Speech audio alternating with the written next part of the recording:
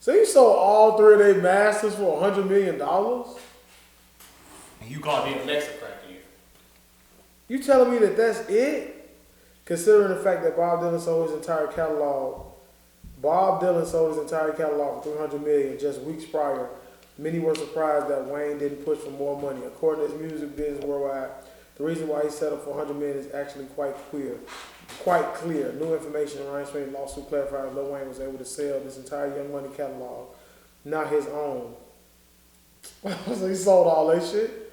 Not his own, which includes songs and albums from Drake, Ho, ho, ho. Nicki Minaj, Tyga, and more in a $100 million deal. As for Nicki Minaj, even her most recent Did that album, sound like Queen, shots to you?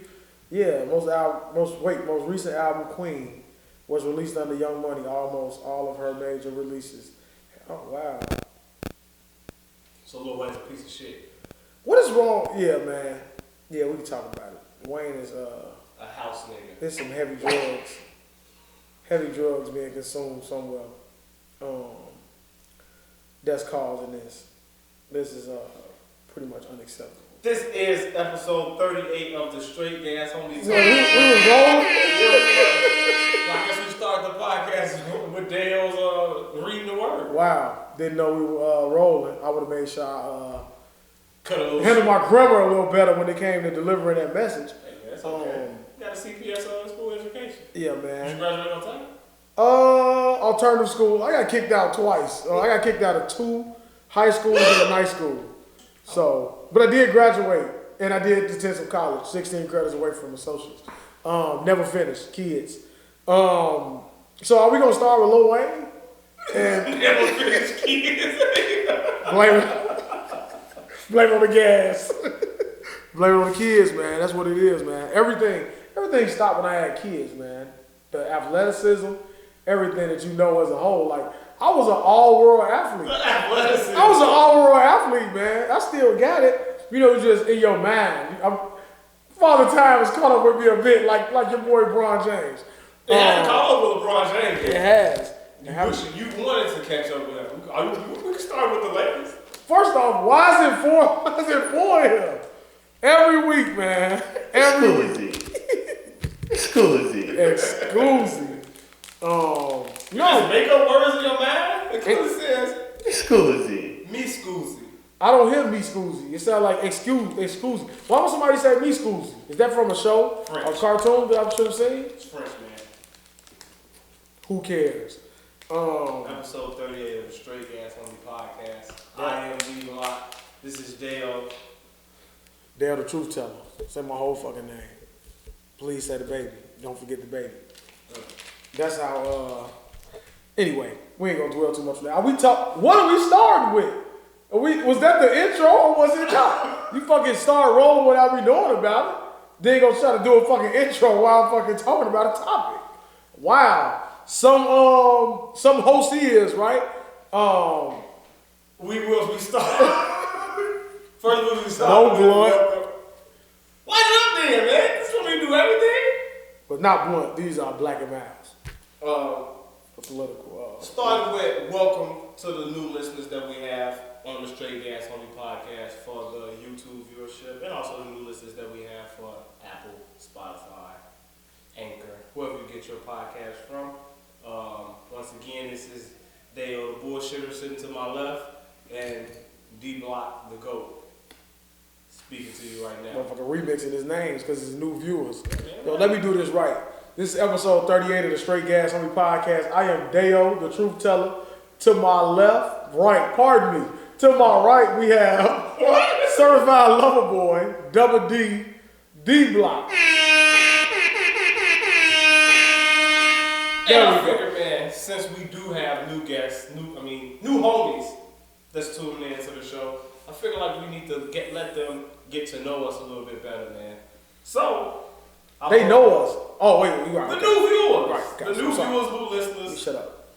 The new subscribers, the new homies that we allow into Daeo's Den, aka the Gas Chamber. I figured, man, we play a game that was a fan favorite. Okay. Are you ready for it, man? I'm ready. I'm always ready. Round 2 of the hot seat.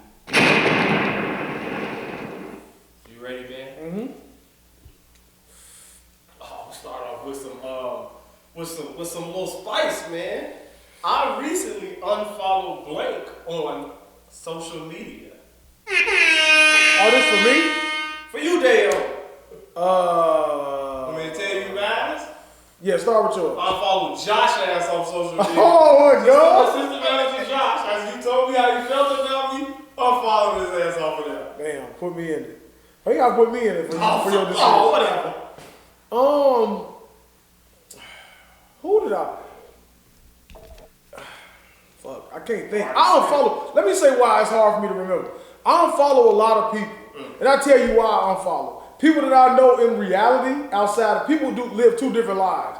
The social media life and then the reality one.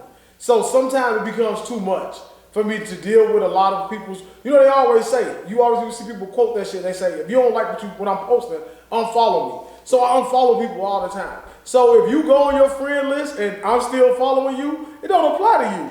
But I really want you to know, because I heard, you got back to me and said, you got a lot of feedback from people saying, that we don't fuck with them, or I don't fuck with them. I still follow you, so I still fuck with you to a certain extent. Some people have been unfollowed. I'm really trying to think of who the fuck I unfollowed. I should unfollow someone today, which is probably gonna happen. Who? Any names? No, I don't want to go into it yet. It's gonna, that's gonna be a bomb. I'm gonna drop a bomb when I do that one. But I'm probably gonna unfollow. I don't follow this chick I used to work with. You know what I'm saying? Just as I felt like she's being nosy. You know what I'm saying? So I don't follow her. Her name's Melissa. I'll say that. That's who I don't follow.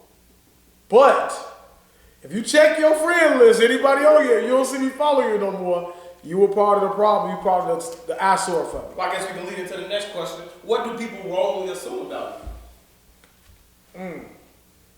Yeah. That I'm a selfish person. That I'm how can I put it? I'm self-centered, arrogant. I don't think I'm any of those things. Piece of shit. Bad friend. Bad friend. I hear that a lot. Bad friend. You know what? People say that I'm a bad friend. When I'll just say I deal with things a lot different than others. I was just talking to Hooli, who I was supposed to call right back. I didn't do it. We have an understanding. I think my friend group, my original friend group, was so fucked up. We have such a fucked up kind of relationship where we understand each other. So new people, they're not used to doing things the way we do things, so they're offended. So we just talked about it. Me and Hooli talked about how we'll get off the phone. I say I'll call you back with no intent of calling each other back.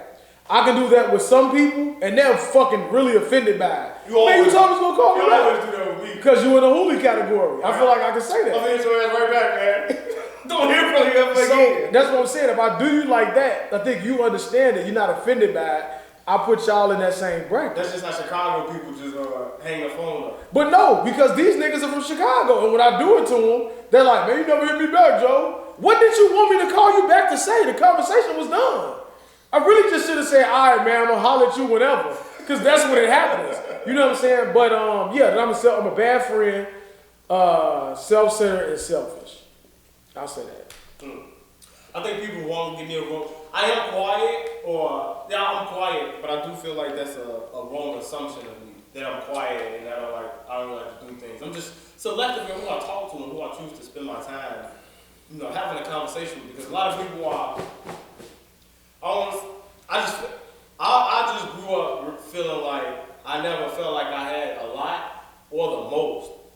So I feel like what I had, like some of the things that I know, I feel like it's bar minimum. Everybody should know it. Or just things that everybody should know, like common sense. I just feel like everybody will have common sense. But then when you grow up and you start talking to certain people and everybody's not like you, everybody don't really got common sense. Everybody can't hold a conversation. Like some people's, like I told you, I had a conversation, and all you want to talk about is stuff that happened when we were 17, 16 years old. I don't want to talk to you anymore. If that's all you can muster up with a conversation, then I don't want to talk to you. But it's not me being quiet, it's just me being like, I just sit back, I'll peep the room, and I recognize, who can I have a good conversation with? Who I like to learn things. Like, I can't learn anything from no one to talk to.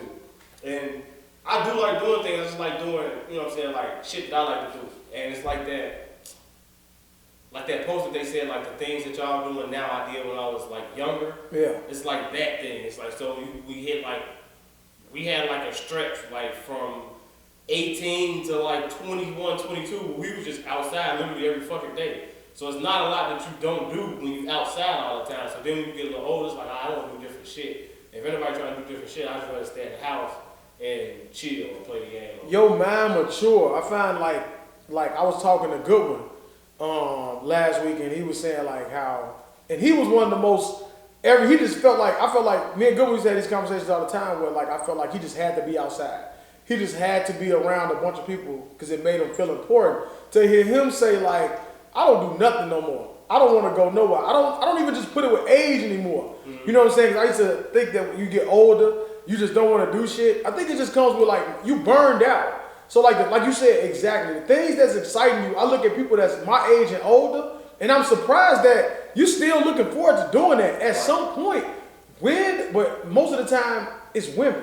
You know what I'm saying? And maybe it's because they was forced into motherhood young, so they never really got to do that teenage year. So I try to raise my kids that way where I want them to enjoy their teenage years, so you won't become that adult who's still searching for that good time. Right. You know what I'm saying? Like, I'm at a point now where I'm like, I look forward to getting off work early. I ain't doing shit but coming home. I leave my fucking work clothes at the front door. I go upstairs, and I don't want to leave that motherfucker. I got a whole house in the garage, and I still subject myself to my bedroom because that's what I was so used to.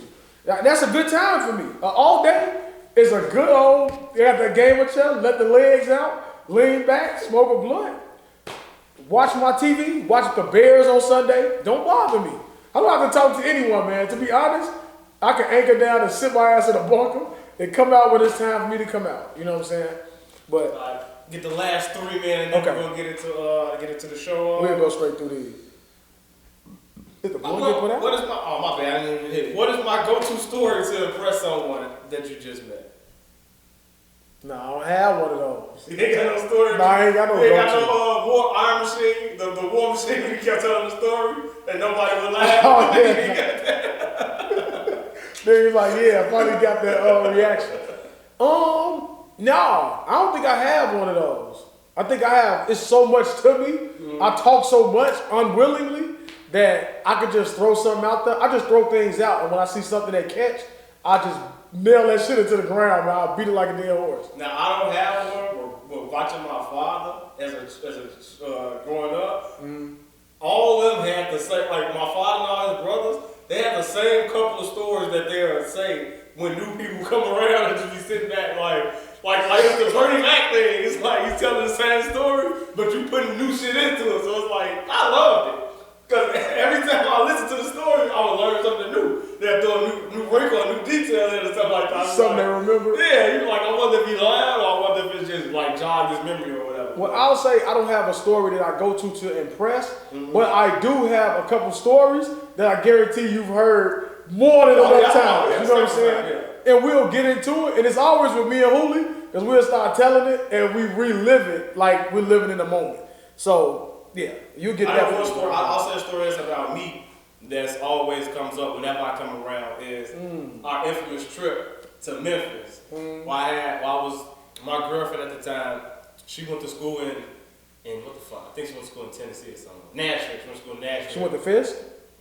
That's what Deshaun went. Fisk. That's exactly what she went to. She went to Fisk. And we drove down there. He was late because he was in advance. He was late coming on the bus. So we was sitting in the hotel like bored, like what we gonna do. I was like, should we go to Nashville and go see her?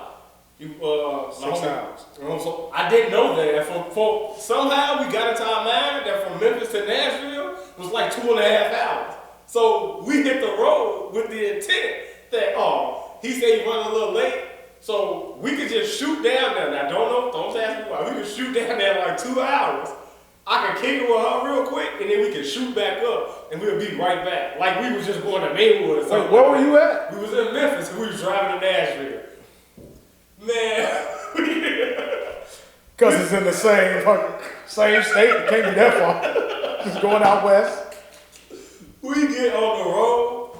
Nico called. He like, all right, where y'all at, man? We was pulling in like an hour or something like that. We like, we're finna go to Nashville to see what you call it. He was like, why the fuck would y'all do something like that? I'm like, man, we'll be right back. He was like, what the fuck you want? That shit far as hell. Long story short, man, we wound up going down there. Didn't get no ass. I don't think I got a kiss. I wound up paying for her to go to the show. Her and friend to go to the show. Wound up buying them snacks. And we almost died on the road coming back because we was both dead ass tired. We didn't wind up getting back to Memphis at like 2, 3 in the morning. So I missed out on my opportunity to get on Beale Street as a 19-year-old, all to go to Nashville to see this girl. Wow. She was very thick in my defense. You would have took the drive too. Mm-hmm. Young me, shit, we took all kind of blank missions, man. South Holland, sit on a bench with a bitch, hoping that you cash in, nothing happens. You drive back. Now it's just about the experience. It's male bonding time now. Let's just bond, holy fucking. Play the whole motherfucking Lil Wayne Lights Out. Play the whole album. That's when you really get that bond and when you really become, that's how me and Nico became friends. Yeah. On all them blank trips, blank missions and everything, and on the way back, you don't want to be awkward, so you just start sharing shit about yourself. You start talking, you like, I'm not fucking with you, man. Man, me and Hooli. Imagine being on foot. We used to walk from the project, we used to walk from the Greens, because downtown was closed. But not just downtown, nigga, we walked down near Michigan Avenue. We used to walk to a gym. We used to hoop at a gym, right?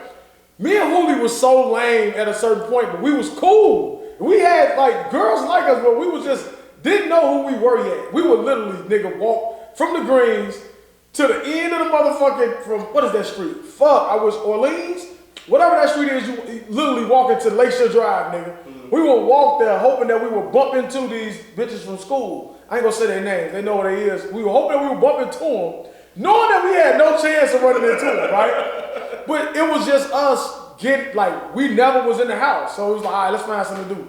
We would do things like that, and we would always get a story or adventure from that. That's where the famous Hooli and McDonald's almost about to fight story comes from. Trips like that. We had a lot of those, you know what I'm saying, in high school. Just hanging around girls who wanted to fuck, with us not understanding, like, how much, we thinking that they were out of our league.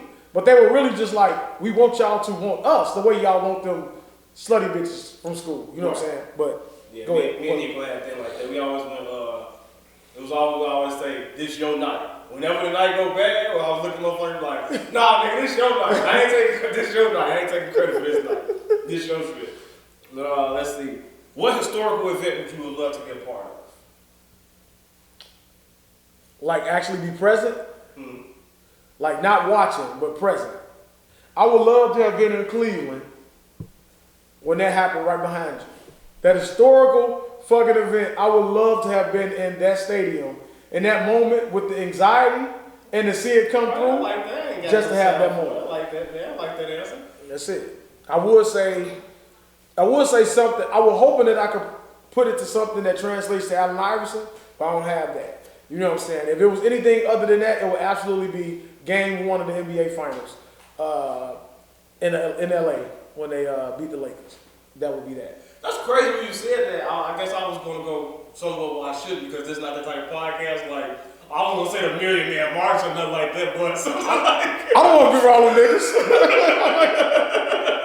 Just gonna be honest. I'm thinking about it like, hell no. I hate when people do that. They be like, I would love to hear Frederick Douglass speak or something like that. You be like, no, you don't, man. You don't want to see that shit. It should be real. Like, that is what you want. So going off that, man, I would have loved to have been, since you go that route, the Staples Center when Shaq won his first championship, Game 6. I would have loved to have been there, and I don't know, man, I would have loved to have been a part of when Bernie Mac came to Chicago for the Kings of Comedy tour.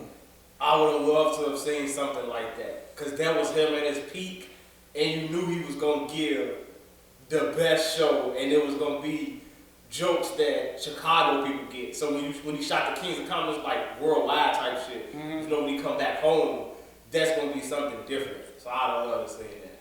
See, when you say historic, in the third one, if I had to go, Rock and Stone Cold WrestleMania 17. I'd love to have been in the building for that. Ooh, see, I could say for those moments, I was at WrestleMania 13. So no, 17, I mean. No, I know what you're saying. But I'm saying, I actually, to experience one, that was Bret Hart and Stone Cold. So I witnessed that one. Undertaker first championship, I witnessed that one. You know what I'm saying? But if we We could be all day running down different events. Because if I do wrestling, I would love to be at the one with Hogan and Rock. The way that crowd reaction was. You know what I'm saying? Anything with The Rock. Anything with The Rock. I never got to see The Rock live. Never got to see Rock live. I never seen no. We went, but never as a child, I never got to see. Yeah, man. Never got to see Rock live. But if I had to pick, like you say, fuck it. No, go ahead. We go to the next one. We ain't gonna keep doing Like the last one, man. What would my parents refer to if they text me saying, I know what you did when you were young? If you need time, let me know. Because I'll give you back. No, if they said that, they would say, it would be a lot of bad shit that I was doing. But I don't think it would be, I'm trying to think of something that would like surprise them. I don't think nothing that I did, because I didn't used to smoke or drink or no shit like that when I was younger. They used to always think I used to smoke. Nothing that you broke, nothing that you hid, nothing like the car didn't catch a flat or something like that. They're like, how the fuck this happened? I remember Rhonda. I tried to move her car in the parking lot one time and bumped it. She had it in traffic. And I like bumped this other car next to it. Mm-hmm. I moved that motherfucker back, put it in park, and act like I didn't do it. So I did it wrong. Breaking news, here. Like, that's my auntie. So when she came out, she thought that the car next to it did it. I was just like, I was so fucking little. I'm trying to remember that shit, that moment in real time. You know what I'm saying? They were both in such confusion. You know what I'm saying? And I'm thinking now, me as an adult, I probably would think that maybe somebody, the only thing I can think is maybe you hit my car with your door and took some paint or something. I don't know. There's nothing that can convince me that, I don't know. I don't remember. I know I did that. I definitely did that one. But all the other shit like bursting windows and stuff like that, and I sprayed the motherfucker out the bathroom window on the second floor with hot water. And he came and knocked on the door. Y'all said his name was Bernard, and he still remember me for that shit. When he saw me at Deshaun's funeral, he was like, yeah, you spraying that hot motherfucking water. And I was like, yeah, man, we laughed about it. But I had a super soaker, and I was squirting the hot ass water in the summer out the motherfucking window, and I was spraying the shit out of him. In the summer. And I looked out the damn window. He was looking up. He said, motherfucker, I'm coming up there. I fucking ran into the room. He started banging on the door. My grandfather opened that bitch. He was like, he opened the door with aggression like, yeah, can I help you? And you can hear him saying, somebody sprayed me some motherfucking hot water. You kept saying that shit. And YC was like, ain't no motherfucker in here. Ain't nobody spraying no water in here. I don't know what you're talking about. And he was mad at the motherfucker. Face saturated. Coming up the stairs and shit. And that moment, and when YC asked you that I do it, that's the moment right there. And I said, nah, I don't know what you're talking about. I sprayed the fuck out that man with that hot water. And my grandfather, he kind of knew I did it, but I hid the evidence and everything. Quick. Can you imagine getting sprayed with hot water in Chicago heat? I'd be fucking pissed I would beat on your motherfucking door too. Because you don't know what it is coming out of a bathroom window. It could be piss. It could be anything. You know what I'm saying? But he knew it was hot water. You know what I'm saying? Maybe he wiped his face with it. He had a towel on his head. You know what I'm saying? But that was mine. What's yours? Did you get yours already? I got two. Right, my first was with both parents. We had a little step stool. I got TJ got a step stool. Mm-hmm. So I was playing around. And I like to step like exercise on it. So I stepped on it and that bitch broke. The leg broke. Now I was the master of fixing shit and putting it back together and leaving it there. So when the next person come touch it, they just gonna collapse and crumble. They'll be like, what the fuck going on? Like, did I just do this? Yeah, you did. So I broke the step stool, put it back, and I left it in there. I'm like, all right, the next person that get on there, it's curtains for them. They're gonna have a nasty fall. Yeah, it's gonna be on you. I'm thinking it's gonna be my brother. My brother know it the whole time. It was on your mama. It was. Ooh, shit, the terror in your heart. Here she go, all right. You just know when you just can feel when your mom about to do something. She's like, when she finna come into your room for no reason, when she finna just ask you a question or whatever. So I'm just like, I know out of all the days, she's gonna need something out the cabinet and she gonna want to get the steps to to make it a little easier, convenient. I went in there I was like, you want me to get it? I tried to sit on the counter and everything. She took a Gave yourself away. She stepped on that shit and said,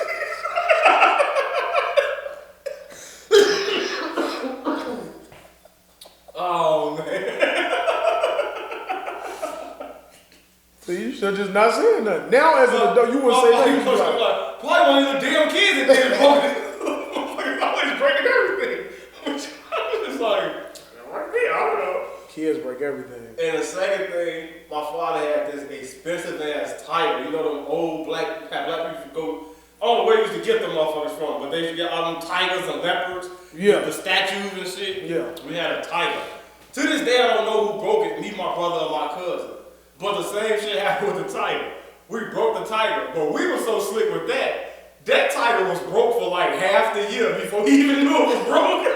Not touching it. Till you get ready to move the front room around and shit. It was, Hair fall off. it was Christmas Eve. He was cleaning up the basement for the Christmas party. He went to move the tiger down. He was like, man, what the fuck?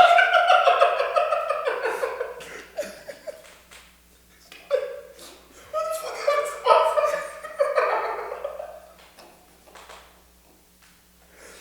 Man.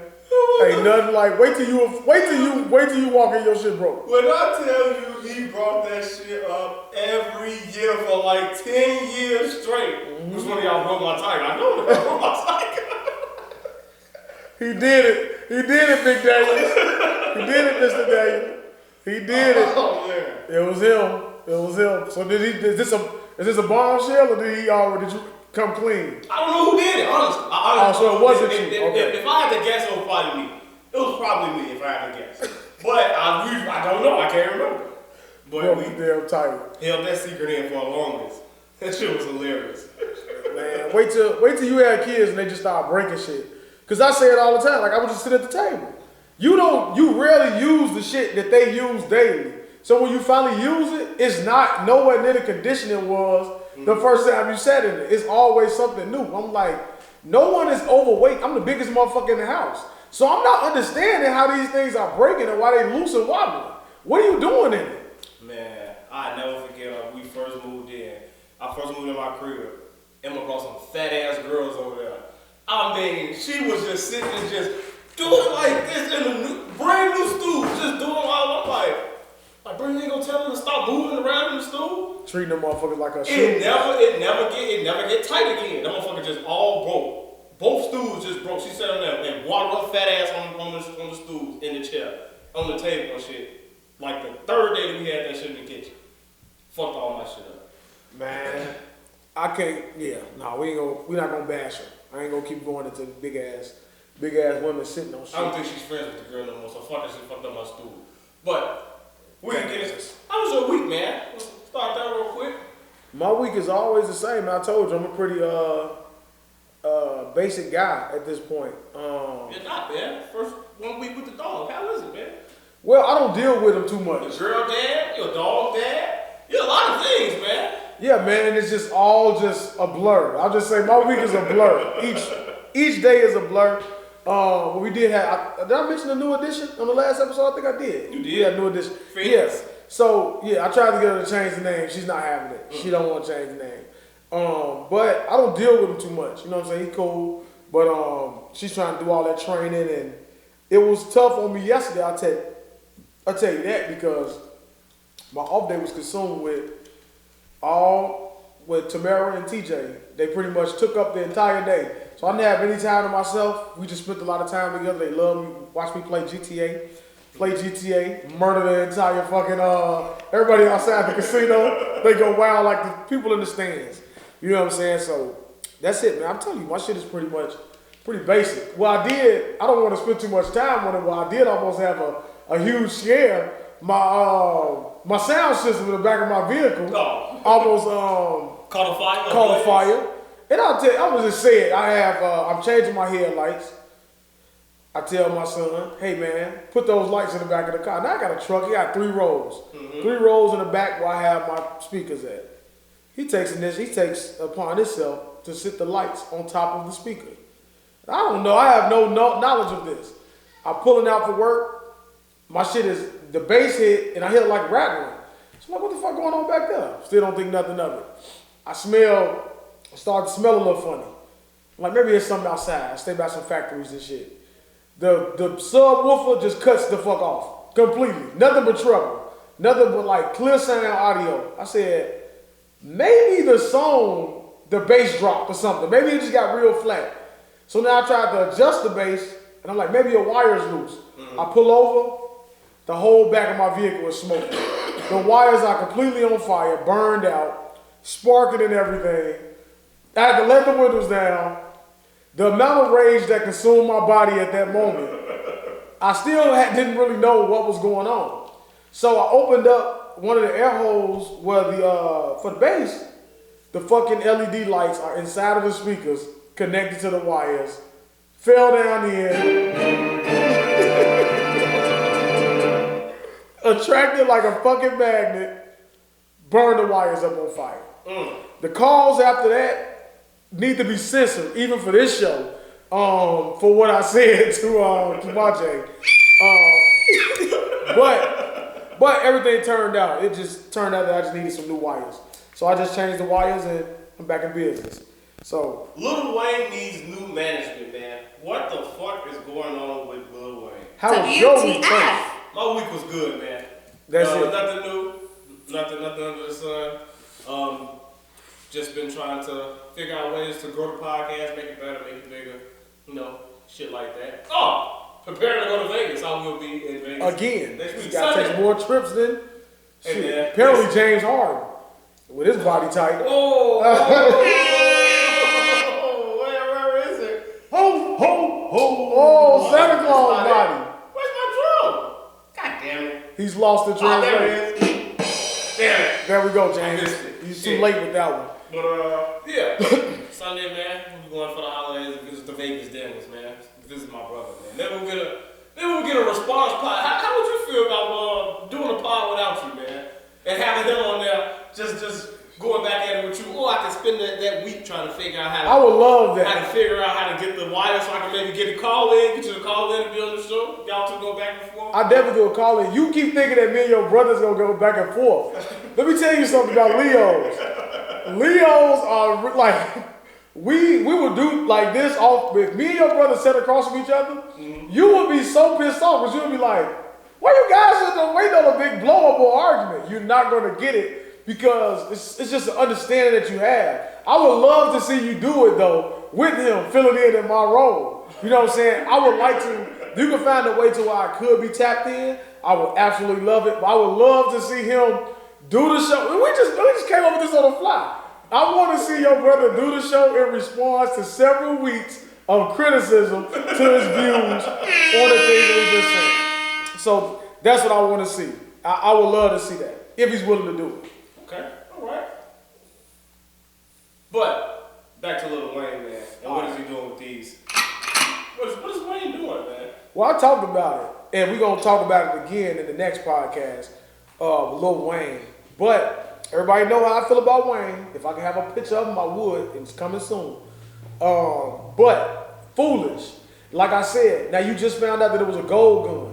That means that it's like, are you in your right mind? Apparently he's not, because he decided to make this deal to sell his masters for $100 million. Even though they just said it wasn't his, he sold the masters to Young Money. Even with that, like, something isn't right there. You know what I'm saying? And I'm not going to be the one that just says, hey, it's drugs or whatever. I don't know. Wayne, at one point, around Carter 2, he was going to college. He's educated nigga. You know what I'm saying? So to see that guy turn into this, making these type of decisions, he has poor people around him from the first charge. Like, you got local rappers who got niggas who ain't gonna let they nigga go sit for a gun because they'll take the charge. You are Lil Wayne at the time, if not the biggest star in music, in the conversation, okay? For one of the biggest stars in music, and you go to jail for a year for a pistol on your tour bus, you got nobody who says, hey, that's my gun? Gold-plated pistol. No, that's about the first time. I thought the first time was gold-plated. I don't remember it so long ago, but maybe it was. This one I know it was gold. So I'm like, okay, Wayne. You get 007. What the fuck is wrong with you? You're not shooting it. That's what I'm saying. You're not shooting at nobody. Because the last I checked, the tour bus got shot up by a Young Thug homie. You ain't return fire, so what you got the gun for, Wayne? I don't understand. You know what I'm saying? I don't understand the reasoning behind some of these poor he's getting sued by one of his former managers for $20 million after Tez. You know what I'm saying? So it just seems like Wayne has a lot of loyalty. He puts a lot of loyalty and trust in a lot of people that doesn't have his best interest. And when I saw him selling his masters for $100 million, if that was true, because you keep hearing different things, and they said maybe because of legal issues. I don't give a fuck what legal. You're Lil Wayne. You don't sell your masters for whoever is in charge of your estate while you're away. They have room to negotiate. You're Lil Wayne, man. You know what I'm saying? I just still think that goes back to the humbleness that I say, like, the artist that I am fans of, like, this guy. They don't understand the level of their celebrity to where they always, it's something is off. You know what I'm saying? What's your opinion on it? Because I can talk for a full 2 hours about Wayne. I don't really understand it. I don't. Well, I guess it's not that I don't understand it. It's just kind of sad that I don't know. I don't even say it's sad. So I really don't care, man, if he goes to jail. Like, because nowadays jail is not like how it was before. I mean, you can tweet, and it's Lil Wayne, so it's not going to be in like maximum. He's probably going to be in like Martha Stewart jail or something like that. So. Bro, I just seen a nigga do an interview from jail. Yeah, so jail is not. I'm pretty sure it's not a fun place, but I don't think it's that bad anymore like it used to be, which is why a lot of people probably don't mind going back and they just go back willingly and do stupid things. But yeah, man, Wayne. That doesn't make sense to me, man. Everything about, and I know people that know that I'm like a fan of Wayne and what I am, they probably want me to just keep going and going and going and going, but I don't know what to say. I'm perplexed by it. I don't understand it. You know what I'm saying? It's like, hopefully, I don't wish jail on anybody, so I just say hopefully if he does. Facing 10 years. If he does do time, maybe it's like a year or two or something like that. You're a felon. Repeat. But it's like, it's just, you live in that rapper lifestyle that you don't have to anymore. Like, that's not who you are. It's like Jay-Z getting caught with guns or something like that. It's like why? You know what I'm saying? It just would make no sense. You know what I'm saying? At this point, you ain't got no security, nigga? Nobody's after you. Nobody's trying to get to you or nothing like that. So it's like, why do you have it? Like, so that's how I look at it. Yeah, man. My mind is boggled by not even just the jail shit. I think I'm more... Even Gucci. Like, I just feel like once you get to a certain age and a certain celebrity and a certain status, I just think that shit is just stupid at this point. If Boosie get caught with guns, it's like, even with everything that he's going through right now, if he goes down for a gun charge, it's like, if he wasn't shooting it, why are you going down for it? That's what I'm saying. It's people that have real beef. Yeah. You know what I'm saying? In the streets, and they don't even have it. Like, I understand having it on you.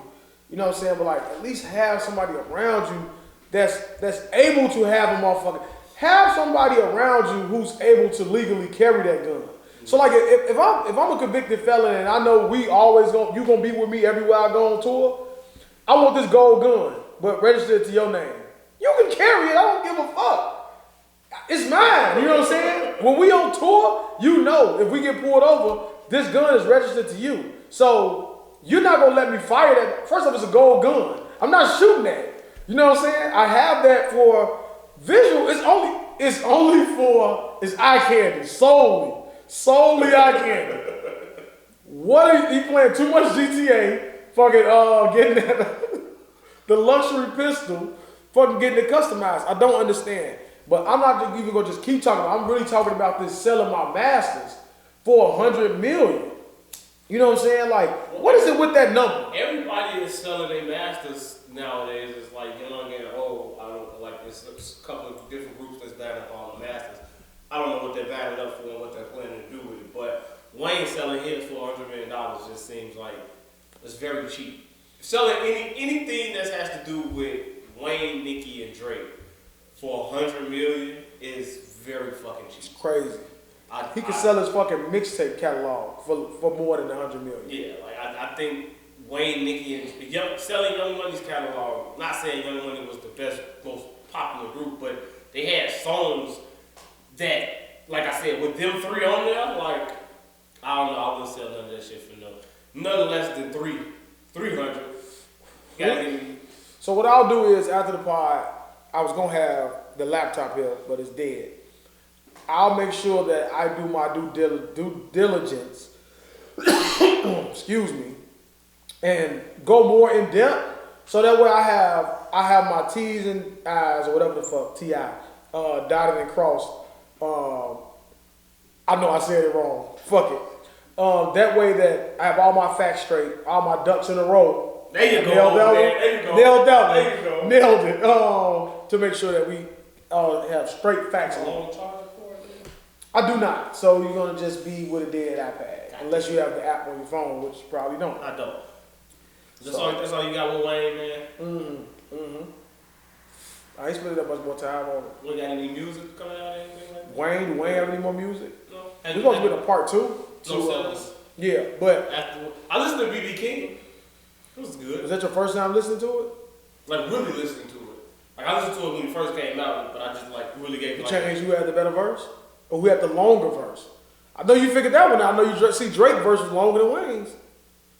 I don't know. I feel like Wayne verse was longer, but I will say Wayne had the better verse. I'm not gonna lie. Wayne had the better verse. I know he did. I told you. Slammer Bean or Wayne. Yeah. So I ain't gonna lie. Wayne had the better verse. that's why I say like, excuse me. It's about time he had a better verse than Drake. You crazy? He motherfucking ghost wrote for Drake. So stop playing. Drake wouldn't be Drake without Wayne. I ain't just talking about him putting him on that platform. Now we gonna get to the part we gonna give him his. You're not gonna disrespect and discredit what Lil Wayne is musically. As a human being, mentally, better verse, Drake or Wayne on Only. On Own It. Only with Nicki Minaj. Damn. Drake. How that song go again? You know that song. Bad bitches only. Nah, see, that's like super commercial. Wayne not trying on that song.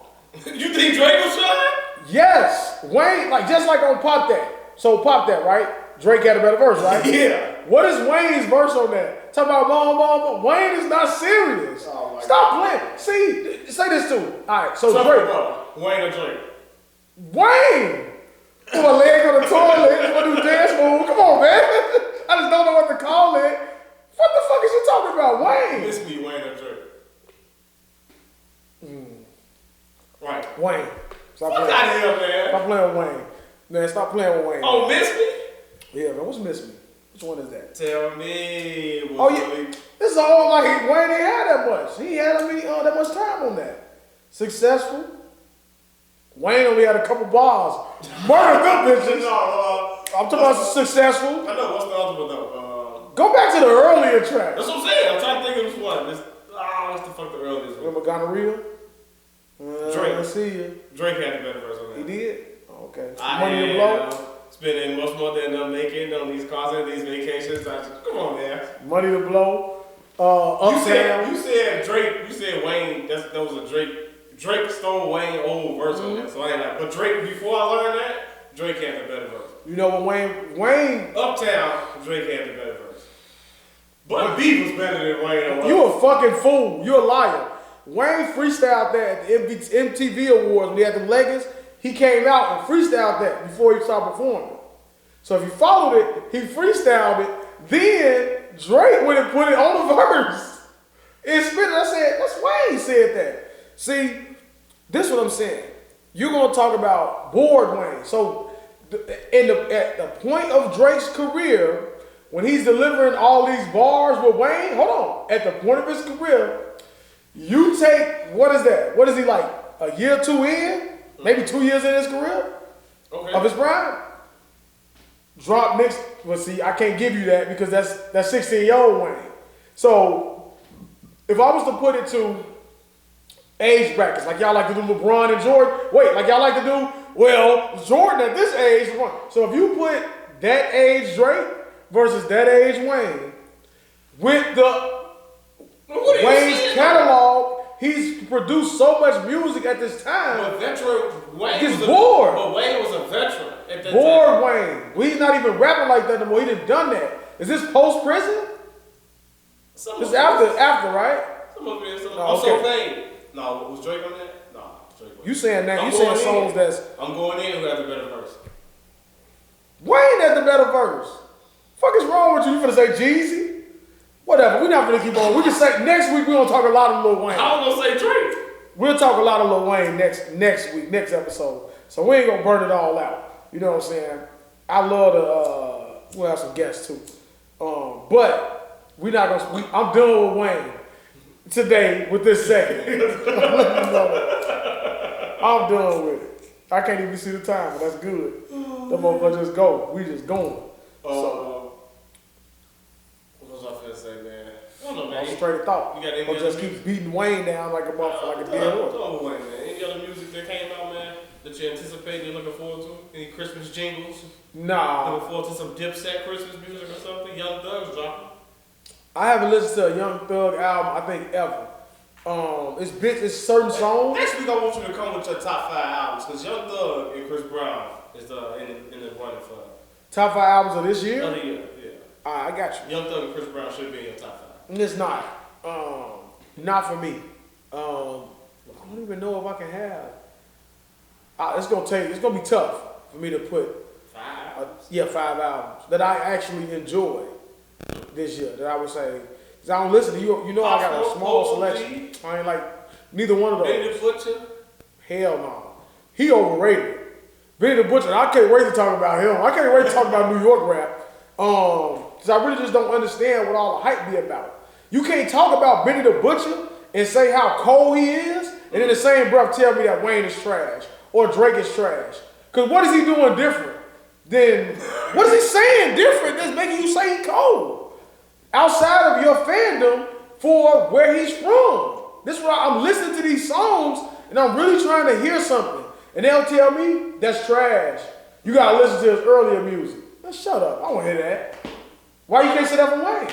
They do. They say that with everybody. You know what I'm saying? They say you gotta listen to them before they became mainstream. Man, get over it. And crossed over. Get over it. He overrated. This light is a piece of trash. Stone cold. Why do you have it? Why do you not have a big? Well, I do. I didn't want to pocket your lighters this week, so I just brought my own cheap ass fucking liquor store lighter with low fluid in it. But that's it, man. What else? I have no I idea. smoked this whole blunt. You have. What were we talking about before? I asked you about. You have no way. You said, you was talking about the New York shit.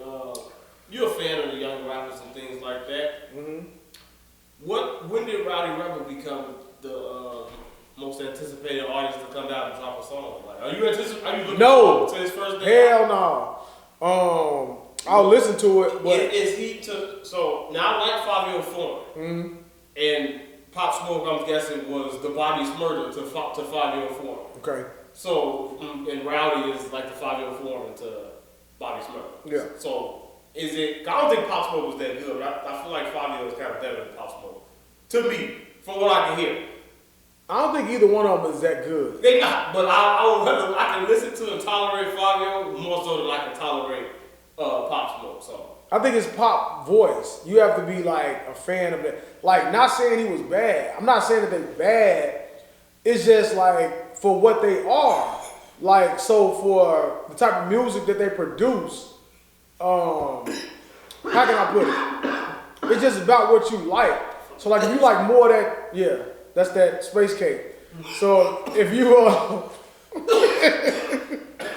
if you are more of a fan of like that street gangster shit, they both got it. I would be more of a fan of Fabio because his visual was. I think his voice is more unique than Pop Smoke. I don't know why people was infatuated with that. Because it's deep. Deep 50 Cent type voice like that. Yeah. I like them as artists. It's just that music is just not for me. I'm not saying it's bad music. I'm just saying that it's just not for me. So even with Rowdy Rebel. So before Bobby Smurder and Rowdy, is it Rowdy Rebel? Rowdy, yeah. They were never good. Like that computer song, it was fucking horrible. But it was just like, I think it was just the freshness of what they were doing. Let New York motherfuckers talk about it. They computers is what 300 and all that, and dirt. This ain't what you want for them. They talk about Rowdy Rebel and Bobby Smurder like that. Did you hear? That's what I'm saying. Boss Top and Prince Dre, their computers was better than that one. G Herbo computers. I heard one Bobby Smurder song. That's it. The hot Hot nigga. nigga. That's it. I've never heard that. I used to like and that Bobby bitch. About that, I heard that. That was all trash. But I used to like his energy in it. You know what I'm saying? Like he got one video where he was just in the streets, they just dancing and shit, and it was just like what it was for me with them. It got off to a bad start because it was just a complete emulation of what Chicago music was. You know what I'm saying? That's what New York people fail to accept. I think we passed that. I think they understand it now. Mm-hmm. But at the moment, what broke the ice was the fact that they actually got along with Dirk and them. He actually got songs with Dirk, Rowdy Rebel. And he was. I remember him being on. I remember him being like on live or something, or on one of his posts. He was rapping one of the Boss Top songs. I'll ask you this real quick. So, do you think that breaks for somebody from Chicago during that whole drill scene? Do you think it mattered who an artist paired with from Chicago? Was it because you know it was OTR to solidify, and it was Duck now. Yeah. So it's like if Bobby Smurden would have jumped on a song with Duck, do you think that they should have took off more so? No. Because I feel like because people have done that. Because I'm a fan. I'm more so of a fan than Durkin side. Not saying I do like songs over there. Yeah.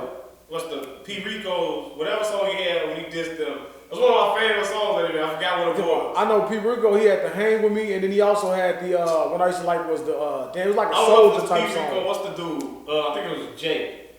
Who? Young Jay or something like that. Lil Jay or something. Oh, Lil J. Okay. Yeah. I know. I think it was. Well, it's a Lil J diss song. Okay. Yeah. No, right. You want to hear the diss song? He had a competition. Competition. Yeah. That's my shit. Like Dad was a Legion, all that shit. Yeah, that's my shit. But I feel like Dirk them is more like you say the ones that solidified. Like how if you got a song with G Unit or a Dipset back in the day, like they weren't the best ones out of New York, but they was the ones that sort of represented New York from the streets and the authentic side of it. You say that because it was Chief Keef who really like broke the barrier down. Right. So like they could have made a song with King Louis and all of them who was hot at the time, but it wasn't the main nigga who put it on the map. Right. So the fact that they were, I think all of them kind of benefited from Sosa. You know what I'm saying? Like just from being a part of that 300 movement. I listened to Lil Reese's first fucking mixtape because of, and I liked it. That's my favorite Lil Reese album. His very first one. I remember listening to the whole thing. You know what I'm saying? And you just get through it because you were such a fan of what that movement was. So when you see Bobby Shmurda and them, the first computers I heard was like I say, Boss Top and them shit, then I heard G Herbo. Or Lil Herb at the time. Mm-hmm. So after listening to theirs, then I listened to Bobby Shmurda's and them. And I was like, compared to the Chicago shit, that shit was kind of weak. But it was the authentic nature of the songs and just the style that they would do things. So when I would hear Rowdy Rebel, to get back to that, when I would hear him on the song, never liked it. His voice, it just, nothing resonated for me. But I did fuck with them because I like their movement. You know what I'm saying? Once you see them click up with one of your favorite artists, you just adopt it. Like, okay, well, I guess it's cool. So seeing them release, I am anticipating Bobby Shmurda's release. Just because of the... I heard a little snippet of what Rowdy was. I don't think you can make a bad song. The New York drill beat, it's just cold. Like, it just... When it's you from hear UK. It makes you want to do the little dance, the foot dance. That's all I want to do whenever I hear any of that shit. But, so he was rapping on that shit, and just from where I'm here, I'm like, oh, this shit gonna be cold when it comes out. And if you put it in the video and all the shit that they be doing, like the visual part of it, it'll make you like the song. So and they was doing all that dancing shit before Possible. They was like, you know, Bobby Shmurda was really dancing, so watching their videos, watching niggas be street niggas and just dancing like that was different. So I give them that, like for their nature. But like, just I think the buzz is so big around them, just because of how real they kept it through that whole process.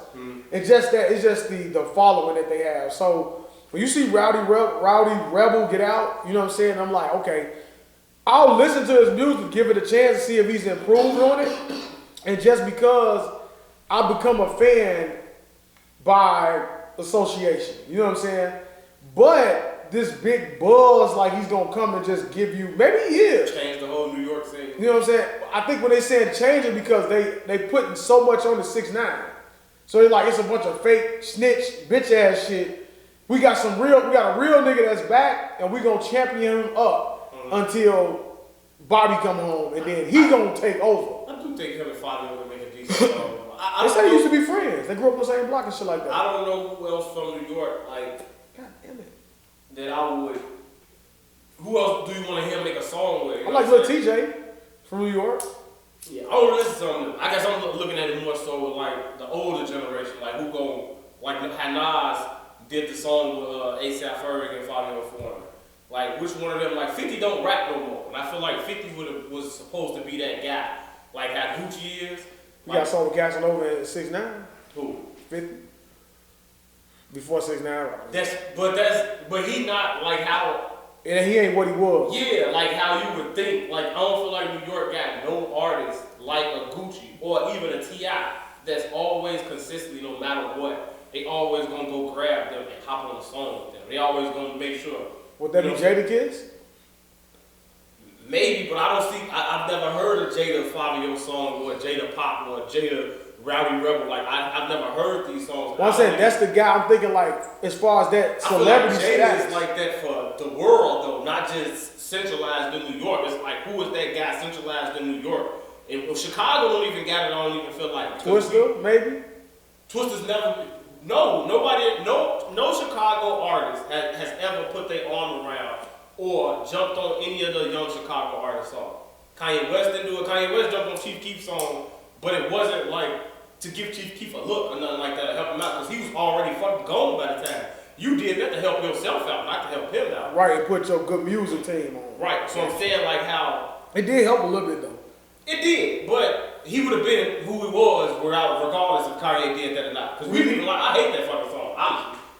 The remix? The remix. Yeah, I don't really like the remix like that. Nah. But it's like, I don't see, I can just only, and like Snoop know. The West Coast do it and Atlanta do it to where you will hear them, you will hear the game on the new motherfuckers. You'll hear Nipsey, you'll hear Kendrick, you'll hear all I think New York have that. That's what I'm saying. That's why it's hard for myself to connect with a New York artist because I feel like they gotta go outside of New York and do a song with somebody else and then be like, oh, I fuck with them. Or maybe just be something from Chicago and listen to it, but that's just how I view it because it's like nobody in all they OGs like left rap and just stopped. They don't even really do it no more. They ain't really got nobody that's like a Gucci T.I. You would think like maybe Cameron or something like that, right? But they don't like Jim Jones and them, like they solely like sort of kind of fuck with their own shit. Like they'll big them up in an interview or whatever. Maybe it's French Montana. He got a song with all of them. Maybe that's what it is. So then it could be French. I don't really like French like that. French do make good songs. That's one of my French Montana and Tory Lanez Cole. That's my top 10 song. I'm here with top 10. I do not like French Montana songs. But he make a lot of fucking hits. You know what I'm saying? It's just not for me. But he do got a lot of hits. Him and Drake might have a song coming too, man. I don't like none of this. Him and Drake. I like Pop That. And you don't like No Shopping? Joe Budden No, dance? I did not like No Shopping. No Stylist. That's the right. No Stylist? Yeah, no, I ain't like. I sounded good right then and there, didn't I? Go back and listen to that. I will. You made another one called No Shopping. Yeah, I ain't like neither one of those. Is that pump it? Nah, I ain't a fan of that. But to go back to what you're saying, like lyrically, not really expecting too much from Rowdy Rebel. But if we get on that New York style drill type beat and he kill it, could become a fan. What city region won the year this year? Had the biggest year? Atlanta, Chicago, New York, LA. Out of them I guess you could put Philly in there too. What about the South? Did you do like New Orleans, Baton Rouge? We can split it That's up. when you got Young Boy now. So who had the better year? It's tough, because Lil Baby, he took Atlanta to the next level. Rowdy Rich with LA. Yeah. Young Boy with New Orleans, and Dirk and Vaughn. So are you talking about just like musical impact? Because if you talking about album sales, then you have to go Lil Baby, Rowdy Rich. But their music didn't hit as hard as, like I say, Dirk or Von shit would be for me because I'm a hometowner. But let me not be biased. Let me say if I didn't see, it's hard for me to pick because I'm biased to Chicago and New Orleans. Like those were my two. Those are my two favorite. Like I grew up in New Orleans. Now I got the Chicago shit. So to be, I would say Atlanta, probably because of all the stuff that they got pouring out of there. They got female artists and shit too. You know what I'm saying? When I say that, I'm bringing all of there. Like, you know, Mulatto, Cardi, all the motherfuckers, like, what region produced or had the, I don't want to say the game on lock and sound and stuff, nothing like that, but like, which region would you be like, so, they own 2020, like, because you can go back to, like, the early 2000s, it was New York. So let's do it where we go East Coast, West Coast, South, Midwest. I mean, you can do it that way. So if you do it, if I can break it down that way, I would say the South. Okay.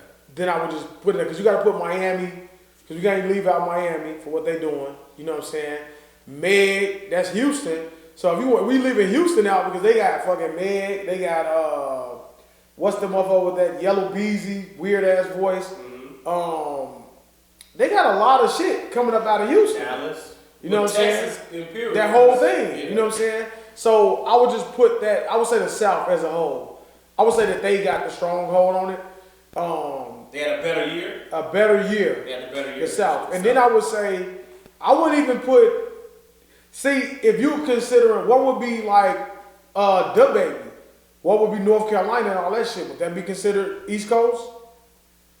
I would, more so than Midwest, yeah. I think that's East Coast more so than Midwest. See, if I'm gonna go South, but that's like still Southern, because North Carolina is like upper Southern. Right, so I'm giving that to the South. So I put the baby with the South. And then if I'm gonna go West, East, or Midwest, I'm going Midwest too. And I don't give a fuck if they sound biased because of not only just Dirk and Von and fucking Herbo. People just really be forgetting about that. Polo album went platinum. You know what I'm saying? So it may be tough. Yeah, he been killing this shit. You know what I'm saying? It may be a tough Midwest may be it's tighter than you think it is. Dirk on but no, you gotta get it out. Dirk Grammy nominated. He on the Drake song. They got Lil Baby. If you go put the baby, and you got Young Boy. That's a tough three right there. That's a tough three. Von Lil King Baby. Von has the lurking song with New York with Funk Flex. Lil Baby, Baby. I'm giving it Young Boy. Meg Thee Stallion. That's it. What about Toronto? We ain't got no fucking female artist from Chicago. What that Anna Marie? Cause she had a song. She shot somebody, man. Yeah, but she had a song. Did she have a song? Yeah, that I forget the name of that shit. Maybe the new subscribers could tell you the name of that in the comments or something. Put that in the comments. Can y'all start putting some comments in there? Like if you follow along, if you do go and you watch it, you know what I'm saying? If we saying something that you don't agree with, put it in the comments so we can go back to it. And, we'll check it out and then we'll get back to it. We're looking for it. Don't be afraid to be the first one to comment. It's okay. You can be the first one. You know what I'm saying? I'll probably have to give it to the South. I think I have to give it to the South, then the Midwest, then the West Coast. The West Coast, because who though? Because of Rowdy Rich alone. He held it down by himself. And then Mozzie. He had a couple of people out there. Nah. Mozzie, he decent, but I don't think he did nothing until where you like gotta put him like there. I think we leaving out. We just talking about hip hop, right? Yeah. Cause maybe some R&B shit. They probably like, hey, you forget about so and so. You be like, I don't know. I don't listen to this shit like that. I don't really know. R&B people just don't really. Where your boy Russ from? Huh? Where Russ from? I don't fucking know. Fucking know, man. One of your favorite artists. He's not one of my favorite artists. Yeah, I will have to. Honestly, if you want to be honest, I can't.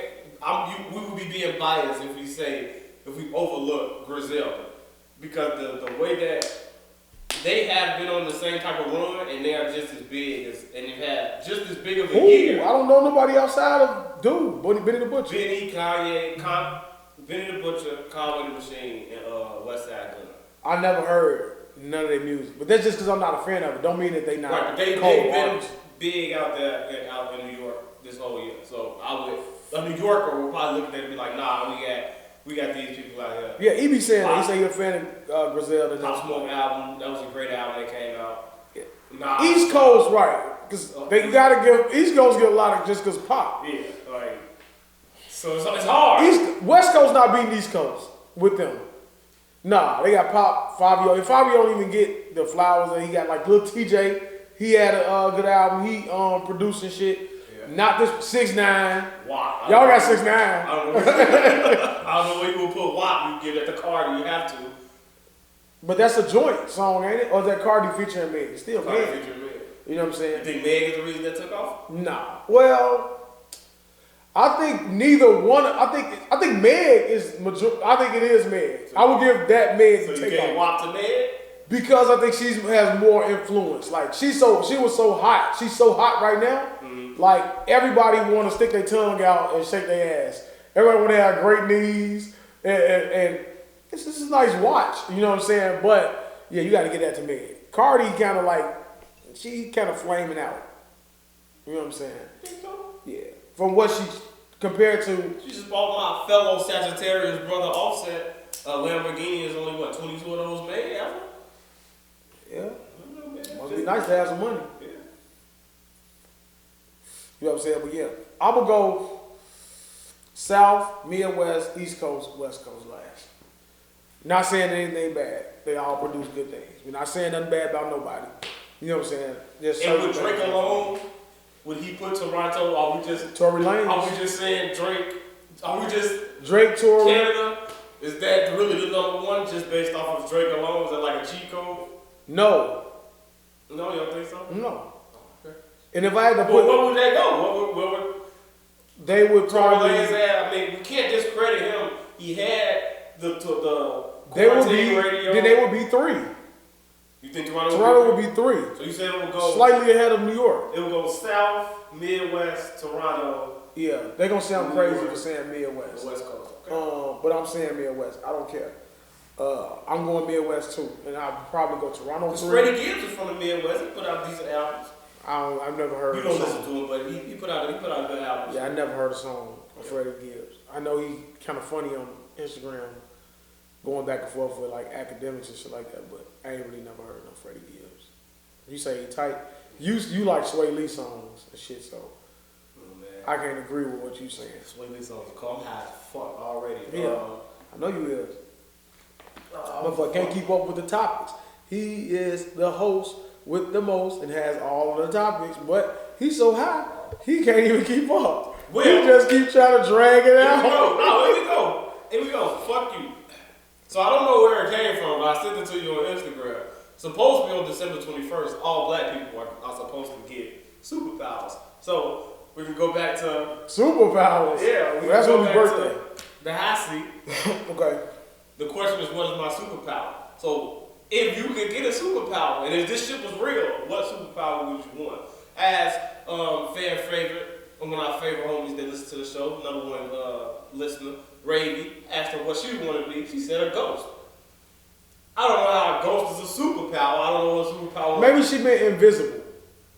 She said a ghost. She said, she said if I wake up on the 21st and I'm not Casper, the friendly ghost, then I'm gonna be bad as hell. I'm like, all right, a ghost. So you just want to scare people? Just want to be a ghost. Okay. All right. Were you high, Ravy? Maybe Ravy was high. I should have asked that. I feel like that was a question that most people would answer. I think she meant invisible. Ask some serious questions. Motherfuckers gonna give you an answer. But now I feel bad that I didn't shoot that question. I'm gonna come back next week after I ask a couple of people because we'll probably hopefully we do it. Yeah. So I'll come back with that. So what would your superpower be, man? That's tough. I want to say I want to have, if I could do, I would want to be like, have magic powers. If I could have powers. Magic Wait, let me say why. Because then I would be like, if I could just, money. Like, you would be like, hey, no, not fucking a magician, motherfucker. I didn't say a magician. I said I want to be able to. Hey, what's this to Leah? Money. You know what I'm saying? Here's a little bird out of my ear. Hell no. I mean, like, be able to stand on one foot and ever. I want to be like the genies and shit, shooting fucking $100 million and shit like that, or But if I had to be Would you more, want to be a genie or a genie? no genie or none of that because you trapped in the So motherfucking you don't remember rub my Kazan? lamp. No, I don't. When Shaq said, "Gin is free." I like Kazan though, but I probably would want to be Magic invisible. powers. Magic powers. I probably want to be invisible because then I can sneak in places, steal money. You have to have money to survive. So I want to be able to walk in somewhere invisible, steal. It's all about money for me. Or you would say like, So you get to get a superpower, and the other thing, Be invisible. and the superpower you would pick would be solely based upon if you can the most money you can rob from the place. it's not just that. I'm invisible, so I can walk in. I can. Do what? I can see my favorites. I can see you nude women. I'll be a pee freak. I'll be doing all kind of things. I'm invisible, man. That many times you want to walk, you be like, hey man, I'm about to walk into your house. You don't know I'm here. Kevin Bacon and what's that? Hollow Man. That's what you want to do. You're a sick fucking man, man. You know that? You're sick. No, for real. I would want to be able to fly. Okay. That's a real one. I would want to fly. For whatever reason, this made me laugh like a motherfucker. When I asked, I said I want to fly. Is that it? No, You have no response? All right. This is cliche, but I thought it was, I don't know, man. Have blades come out of my head. Fucking shoot. Fucking lasers out of my eyes. Want to be fucking Wolverine? Like what the fuck you think I want to do? Teleport? I want to just teleport. I want to be jumping. I think that I want to be jumper because I want to be like, I would say Nightcrawler, but the jumper because he can go from anywhere. So I can go on to the top of Mount Everest if I fucking wanted to, just in the blink of my eye. So that's what I would want to do. You can rob banks and stuff too. I would do it. I would rob a lot. I would rob a lot of banks, and that's it. And then I would just live the rest of my life. I would fly. Okay. I want to say it's probably not gonna be funny anymore, but I asked Raven. I was like, "You would want to be super? You want to be strong or be anything like that?" She was like, "The fuck I want to be super strong for."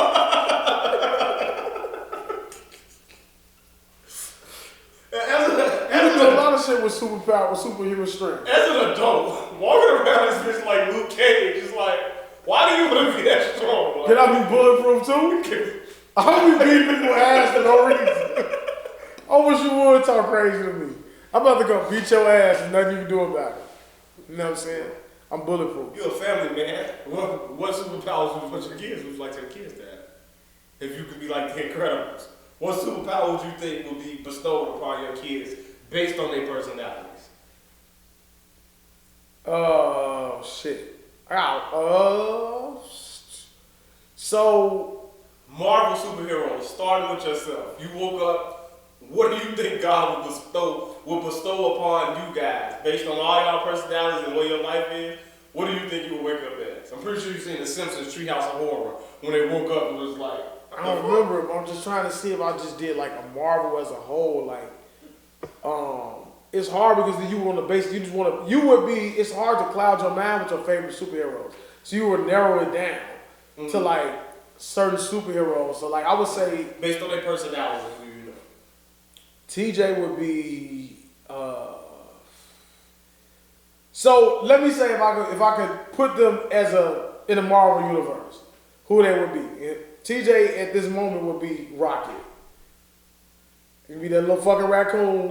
Just really witty, doing things, and like that would be TJ. Tamara would be who the fuck would Tamara be? Tamara puts me in the mind of like what's the girl in Fantastic Four? The Invisible Woman? Like her. She would be something like that. She's just so like Mystique. Talia is Mystique. The motherfucker that can shake. That's Talia. That's Talia. Kimaje would be definitely the Torch. He would definitely be the Human Torch. That would be who he was. Kenya would be Gamora. Someone like that. That's what she would be. I can definitely see that. And me, I would be, I'm going to say, I got to say it. So I would be a mix of like Wolverine.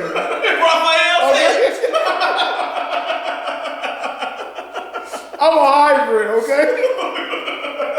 Wolverine, Raphael. Sick. But then I have to be somebody also fucking incredible, okay? Iron Man. So, nah, because he ain't really got the real powers. No, I need somebody, Hulk.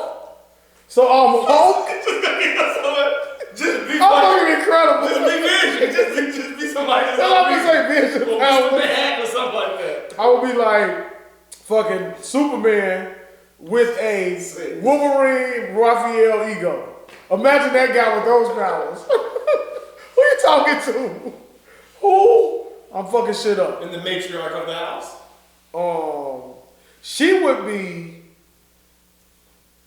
Oh man, this clip is going out. She would be. You better choose wisely. Nah, I'm trying to think. She would be like Storm. And when I say that is because she would be like a mixture of Storm and Rogue. Because they're so powerful, but like if they lose control. Real Rogue. Not the X-Men right. Rogue. That's what I'm saying. Rogue. Rogue that can't touch shit. But she can fly with the great streak of her hair. She would be those two because when they lose control, Jean Grey, the Phoenix, that's who it is. The Phoenix.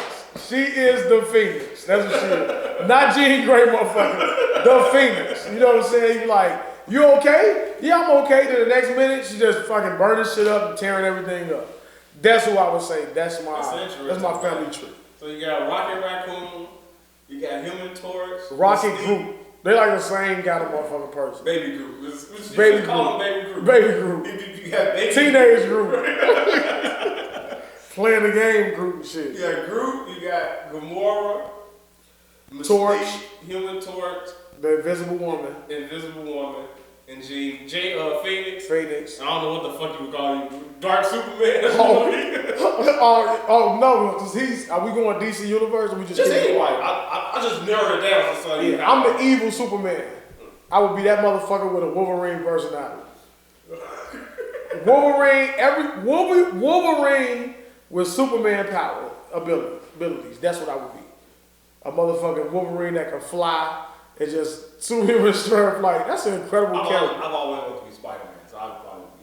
But I feel like that's weak. But I just. No, I know that's your favorite one, so I was never. Yeah, I'm a fan of Spider-Man as well. Like he's one of my favorite characters. To be able to run up walls and swing and do shit like that, yeah. But if it's not Spider-Man, it would definitely be. It'll have to be Wolverine or Luke Cage, just their ability. Because if Wolverine, you just can't die. Anything just happens to me. Once I saw him get shot in the head in that movie. Don't try to dick ride Wolverine now. You know the meaning behind when he gets shot in the head with the adamantium, whatever the fuck bullet? You didn't understand it? Appreciate it, Jose. He just said he subscribed. Subscribe to the Straight Gas on the YouTube page. Hit the little subscribe button, man. But no, don't change the subject because you don't know the real reason behind him when he got shot in the head with that bullet. So he's supposed to have that memory loss. You got that. But do you know from the cartoon? I asked you that. You said no. No, everybody know that. I know that. No, why he couldn't? Okay, what's from the cartoon? So he couldn't remember Sabretooth. He didn't know all these things because of the bullet. That's what solidified. That was the origins. The origins. Right. Which I thought the second movie would continue off of that, but it went into an entirely different direction. Another comic book direction, right? Yeah. Anyway. Do you like the direction Power was moving into? No. With Sex Week? No. Power is becoming. I don't know why we got so much of this story centered around these professors. Like, I don't know why you think I care that much about them and their lives. They're walking around the school, sleeping with students. Is this your thing about black teachers? Is this black authority? Is this what black people in authority do? Abuse their power? Black authority. And sleep with, you know what I'm saying? Like, it just openness of it. You know what I'm saying? It's just, power is becoming so predictable for me. You know what I'm saying? To where like, it's hard for me to enjoy it. Mm-hmm. I found myself watching it, not knowing who I'm rooting for. Just like when you watch Power, you're rooting for Ghost and Tommy. Mm-hmm. You want them to succeed. I don't know whether I want to see Tariq fail for a storyline. I want Tasha to die. I want her out. Still. She has no purpose in what she did to Ghost. I'm forgiving Tariq. He got to pay a little bit. That's what I'm saying. Maybe go to jail for a little bit. He's gonna get out. Tasha has to be erased from the show. I'm sick of it because nothing that they can do to improve it. Like I don't want to see her I don't want to see the double cross that we see coming to where Method Man's gonna be this great fucking I'm gonna say Al Sharpton, skinny and sick. Johnny Cochran, where he's gonna beat this case, get him out, and then what does the story go from there? Do Mary J and Tasha build an alliance? You know what I'm saying? Do they become queen pins? Do they try to build her up to be whatever they were portraying her as? No one cares about Tasha that much. Just die off and make it about Tariq. Go ahead, you tell me about your opinion of the show. I thought you were gonna keep talking. No, I'm done talking. I like it. I'm not gonna lie. I'm not mad at the direction. I do feel like they may be showing their hand a little bit too much, and that it's coming like ever so more predictable about what's going on and what's gonna happen. It's like maybe it's just the way the angles that they take it. Like when Tariq found out what he found out. And like when he's sitting in the courtroom and he see it, you're like, oh damn. But then the conversation that he had with his homie afterwards is like, why you lie? It's like the same thing we always say with sons and in-laws. It's like, just tell them the truth. You don't have to lie. Like Clay, all Clay had to do was really tell the truth in a lot of situations, but he lied because he felt like people wouldn't understand the truth. Like just give him a chance. And I feel like, and maybe it's the way that they're trying to write it, but I look at Tariq. He going down the same path as Ghost, like when the old girl's trying to take his shirt off. Just say you got in the mood or something like that. Like you have to hurt her feelings and make her feel like shit, and knowing you gotta come back in the back end and fix it and smooth it over. Just because you know you that smooth, you take that route with it. So it's like you can see in a lot of ways. Like I'm not gonna lie, I did watch the little after show thing. It's like I do agree with. You can see in a lot of ways like how Tariq is all of the people that he grew up emulating and watching and everything in different and certain scenarios. You know what I'm saying? He's Tommy when he needs to be Tommy, and you know what I'm saying? He's mostly Ghost. He's always thinking, he's always plotting. And I feel like Ghost was like the ultimate because all of them sort of kind of peeled things from him. You know what I'm saying? But he was just able to control all that shit because when Ghost lost control, he was more ruthless than Tommy. You know what I'm saying? He was more conniving and devious than Kanan could ever be. You know what I'm saying? Like he was better than all of them at whatever they stress was, but he just knew how to when to turn whichever one on and when to turn it off or whatever. And I feel like that's what Tariq is learning to be. I feel like he's learning how to be that mastermind and he's going through it. And we just gotta watch it and hopefully see. So I don't know who's gonna be trying to kill him. It was like they are getting better with they what I'm gonna call it, they look snippets or whatever, like really win or whatever. So I am intrigued. And my brother told me he got his Fire Stick that it's supposed to be like 10 episodes now. So it ain't just 2. So alright. Okay. Maybe y'all don't mean that it's a bad show. Let me say that. What I mean is they can cut it out with the gay shit. Too much of that. Can't go nowhere without his phone. Like she looking like, where you going? Like, stop beating this shit. I don't want to keep seeing you force this down my throat. Okay, we understand it. You've changed his whole character. Like, in the beginning, you looked at him a certain way. Now you just like, I knew he was sweet. I told but you. he's so soft. It's like he got no gangster in him at all. Now he just so in love and just want to get his ass off. Like, all right, I ain't gonna go. I'm like, what's wrong with you, motherfucker? Look, all right, man. I think what throwing me off, right, like you said, when he lied, I'm like, just when are you motherfuckers gonna be honest and just work together? You it's no reason to tell a lie in that moment. It's no reason why I'm protecting you. So you just lied and said this, and you knew conveniently he's gonna bump into the other guy and he's gonna tell him, yeah, he validated it. So then he just happens to stumble upon her on her way to court to where she reveals that Sax is her fucking uncle. Come on, man. I'm like, how is it? Well, Daeo just gave it away. I was trying to talk around the spoiler. Fuck that. Why is he how is he in the city? Like, I wonder how you get from school to the city in a day. Like, I guess you're not supposed to use you're digging too deep into it, man, to not like it. No, that's not why. I'm just saying, like, you got all this stuff going on. It's happening too quick. Shoot. You like, it's like you fast travel. Me and you love wrestling, man. So it's like going back when Stone Cold dropped Triple H from that forklift team. His ass was on TV for a week. Right back afterwards, whipping ass. You're like, and then was in the 3 stages of hell match after that. You're like, you just almost died, guy. But I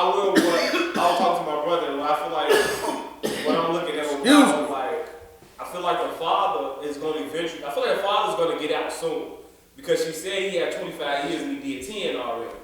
So I'm like, if you done did 10 and he as powerful as he is, he should already be out. I'm looking, he may do another year or two or something like that, and he'll probably get out. So I'm thinking he gonna get out, and I don't think the only people I think know that is gay is Mary J. Blige and the sister. I don't think Kane really know that he gay. I think he may just feel like he like soft ass nigga. Yeah, I don't think he know that he gay.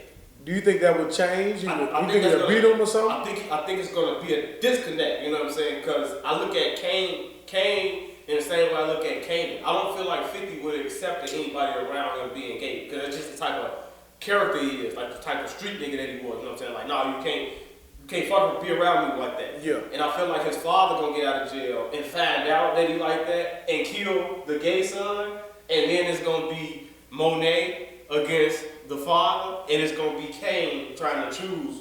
They're gonna be like pulling the tug of war trying to see which one. That's season 2. I'm just looking like writing the show down. If that happened, I feel like that's how it'll be. I think that's really dark. I think you really think it's really dark. No. I think we live in such a sensitive time. Could you imagine if he kills? Could you imagine the backlash for the father killing his son for being gay? That they would say, "Oh, I'm not a fan of this. I can't believe you killed him because of that." I would understand that, but I would feel like it would be the same backlash if he would get out of jail and just accept it. Because I don't know any, and I'm not no hardcore gangster or nothing like that, but I don't know any hardcore, real street gangster ass motherfucker that's gonna be okay with their son being that way. And if you that way, it's fine. He's not that way like the basketball player is. Because the basketball player dude, he's still nigga with it, but he just that way behind closed doors. Dude is just outright sweet. But he wasn't like that at first. It's like that's what they're making his character. Now we got a man. Now like he's strong and he shit. bringing it out of him. So now I feel like coming out is just like, no, you just too sweet, and he gonna see if he can really do the test, and I feel like he gonna fail. And like Kanan had to put down Sean, I think he gonna put down. But you know what that would be emulating? That would be Empire.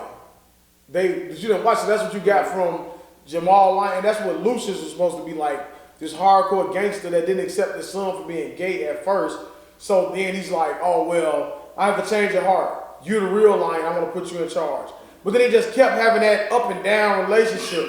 So that's what I'm saying. Like, I think it will be some type of backlash or some type of bombshell from that. Maybe Kane kills his brother. You know what I'm saying? I don't think it goes that far. I don't think they're going to kill him. I think it'll just be like, maybe he'll kill the boyfriend. Maybe they're going to kill the boyfriend like, all right, this is not what you is. You know what I'm saying? And then maybe he rebels against the family and he kills one of them. Then that would be, they're not going to argue about that. Oh, yeah, okay. You know what I'm saying? So I can see that happening. And I probably just predicted it. I think dude's brother going to die too. Brady's brother, the one Tracy. Yeah, who going to kill him? I think somebody. I think he's going to be a casualty of war, and that's going to turn, that's going to make Braden become Tommy. The hardened gangster, the ruthless motherfucker. I think in some type of way, his brother gonna get killed. That's gonna make him really understand what street life is like, and he gonna jump into a full head of steam, and he gonna become the next Tommy. That's how I feel like. That's how I look at it. Those some tough shoes to follow for him to try to step in the top. You can see Tariq into it now because he can, but it's not that. His girl done tried to fuck his best friend, hurt his feelings. Yeah, he done got robbed already, sold weed. If his brother died. It's happening on a lower level. It's happening on a more censored level. We're gonna go back to this, man. I think we just came with some good shit. All right, yeah. What? Is that it? You got something else? Another topic? I ain't talking about that's it for the show. I'm just saying, like, that's it on that segment that we talked about next week. I don't know if I can ask you this question. Back in the day, long time ago. Yeah. I want to ask you, man. What about what? We're gonna move on. Sex week. We're gonna move on. What is it about, man? I'll tell you. I'll decline if I don't feel like I answer. My mom listens to the podcast, okay. And I just got my father to subscribe to the podcast. Oh, okay. So we're not just talking about that. You got to hear about that tiger. Got to hear about that tiger, man. I would say, what is the hardest thing that you've ever had to say no to? Besides your kid? Telling them no. Like Okay, telling your kid no. You know what I'm saying? Knowing that you have to. Like, or it's so many times where it's after a certain time, Tamara may say, Daddy, I'm thirsty. And I'm like, hell no, you ain't gonna get another drink. And you wanna just say, come on, give you a little sweet. Make sure you pee before you go to bed. You know what I'm saying? Tell your kid no what happened to see their face. Just the heartbreak in their face, you just like, God damn it, I don't wanna do this. You know what I'm saying? That would probably be one of the hardest. Or to a family member. You know what I'm saying? You gotta tell them like, nah, I can't do it. Cut them off. You know what I'm saying? Or like if they ask him for something, like, yeah, I've had to do that. So I'm like, well, can I come? Nah, I'm sorry, I can't do that. I can't do it. You know what I'm saying? Making that tough decision between your immediate, I don't know if it's immediate family is what I have here, right? Yeah, that's So what's the one like external? Yeah, external. Yeah. From the family you come from. Yeah. Not the family you create. That's what's hard. Making that decision. College graduates. I got the sparks. Maybe you should get a cap and gown on the right side of your head next time you get a design in your head, not a heart. Just See why I'm coming? I'm coming with my cut. Friday. I need another Vegas cut. Yeah, that's what it would be for me. I don't think I can answer that question. I don't think there's anything I'd have to really say no to. What is your kryptonite? Man, what does it apply to? That's a vague question. Like Applying to, I don't know, man. Maybe I don't know. What's your food kryptonite? I'll say we can cover a very different basis. kind of fast food shit. Just trying to it's hard to eat healthy. Let's just go back to kryptonite. Let's go to with women. Say no. Trying to say no to a woman, they know the key to your heart. You know what I'm saying? No. Kryptonite So is kryptonite with a woman would be, okay, that's the easy way out. Yeah. I would say eyes and nipples would be my kryptonite for a woman. For when you see it? Yeah. Also a woman's feature. Yeah. Okay. So mine would be lips and personality. I forgot lips. Lips and personality. You know what I'm saying? Lips right after lip gloss is applied. Those. Yeah, lip gloss. Mouth. No, serious. Mouth. The way your mouth is structured. You know what I'm saying? It's like, Oh yeah, nice mouth. Yeah, some people got like the way they mouth. I would say mouth, ass. If we talk about body parts, ass, of course. Let's move on past that then. Let's say what is the kryptonite? Last before we get into the next, what would you sell your soul for? I wouldn't sell my soul. Try to think. If I absolutely had to. These are some weird shit. What are these cards? Ouija board? They got Ouija cards. I'm saying night with Rihanna, man. Come on, it's easy. So you would sell your soul for one night? Not one night. That's too good. Yeah, no, after the nut, it's just reality now. So, nah. Yeah, you'll be like, oh, weekend with. No, I'm not selling my soul for a weekend with no woman. Hell no. Fuck you. I done went these many years without you. I can go some more. But if we talking about sell your soul for Madonna, man. who? Madonna? Will I sell my soul for Madonna? Is that what you said? He didn't say that. I don't know what he said. Would I sell my soul for a night with Madonna? Turn into Booker T.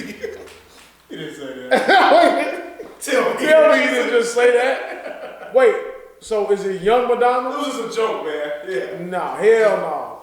Not even nasty Madonna. Eartha Kitt? So if I had to sell my soul for women and things, it would probably be a weekend of double head. Double head on command. That's what it is. Double head on command. When you boy, you like, head, you put your head up, double head on command. I'll sell that motherfucker for a weekend of that shit. You just be like, hey man, I'm all burnt out. Swerving, bucket list. Kick it over. The cup is runneth over. Well run dry. You know what I'm saying? That's what it would be. Since we just hide this saying stupid shit right now. Give me some more questions. This is the get to know you episode. Give me some more. I know a Give me question. one more. I was just like, let's see. I don't know, man. Put me on the spot. I gotta dig through the motherfucking cars. See, y'all see it's a setup. See, it's not just he just pulling random cars and throwing it. This motherfucker had a select few cars that he wanted to use today and throw them out on demand. I don't know, man. I can't ask They got time for a little break. You can ask me. I can decline Vlad TV. If you ask me something I don't want to fucking answer, I'm gonna decline. Vlad TV over here. What do I love? What do you love to watch, but would hate to partake in? What? Let me see this car. Let's see where they from. Hot seat. The hot seat. You don't want the hot seat. Well, I'm looking at this car, man. It's the game. It's the hot seat. Man, what was that question again? Say it again. What do you love to watch, but would hate to partake in? Could be football, rugby. I would love, Coco. believe it or not, it would be like wildlife shit. I didn't hear it, so that's why I didn't catch it. Pause. It would be like. Hopefully you wouldn't catch it if you was into that. Gonna break his fucking iPad. I don't know what he said. I'm gonna go back and look at it. Believe it or not, like wildlife, like underwater shit like that, like Jurassic Park type shit, or like underwater shit. So what I'm saying, like I would love to watch those things. I would never want to be in that world because I don't watch scary movies, so I can't tell you some horror shit. But it would have to be something like that, like. Even like shit like Everest, like Mount, like things that you know you would never do. Like skydiving and shit like that. Yeah, I would never like. I don't really like. When I'm saying like wildlife, you looking at like to actually be in the deserts and things like that you would see. You watch see those in movies, yeah, stuff like that. Yeah, I would never do it, but yeah, I watch that. What about you? I think you took it away, man. Wildlife, I like that. Oh, go out of space. I would love to go out of space. That's it right there. But I was just looking at. They got pictures of Pluto. I would love to see that. Like I feel like that would be a sight, but that is it. It's a risk. That's like that is absolutely it. Yeah. Right. I love outer space. I love astronomy. Mm-hmm. I love shit like that. I would love to be there and not have to be there to like actually experience that. Like I literally was just looking at my phone. They got a clear picture of Pluto, the clearest picture. You see that? No, like you got water, all kind of shit on it. You just like to see some shit like that, like to see the sun, not how you see or see real stars and. You ever seen a picture of them astronauts that just returned from space, and they were taking pictures while they were on like the spaceship and stuff like that, and just seeing the world from that angle. Yeah. Just I would love to see that. Yeah. That's perfect. Only a couple of people probably ever see that in life. That's to be honest. But the next question I got for you, man, is Steph Curry with the braids better than AI with the braids?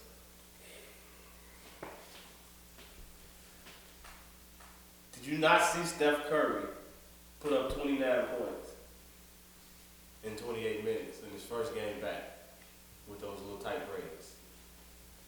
You see that right there? I don't give a fuck who you looking at. What'd that say?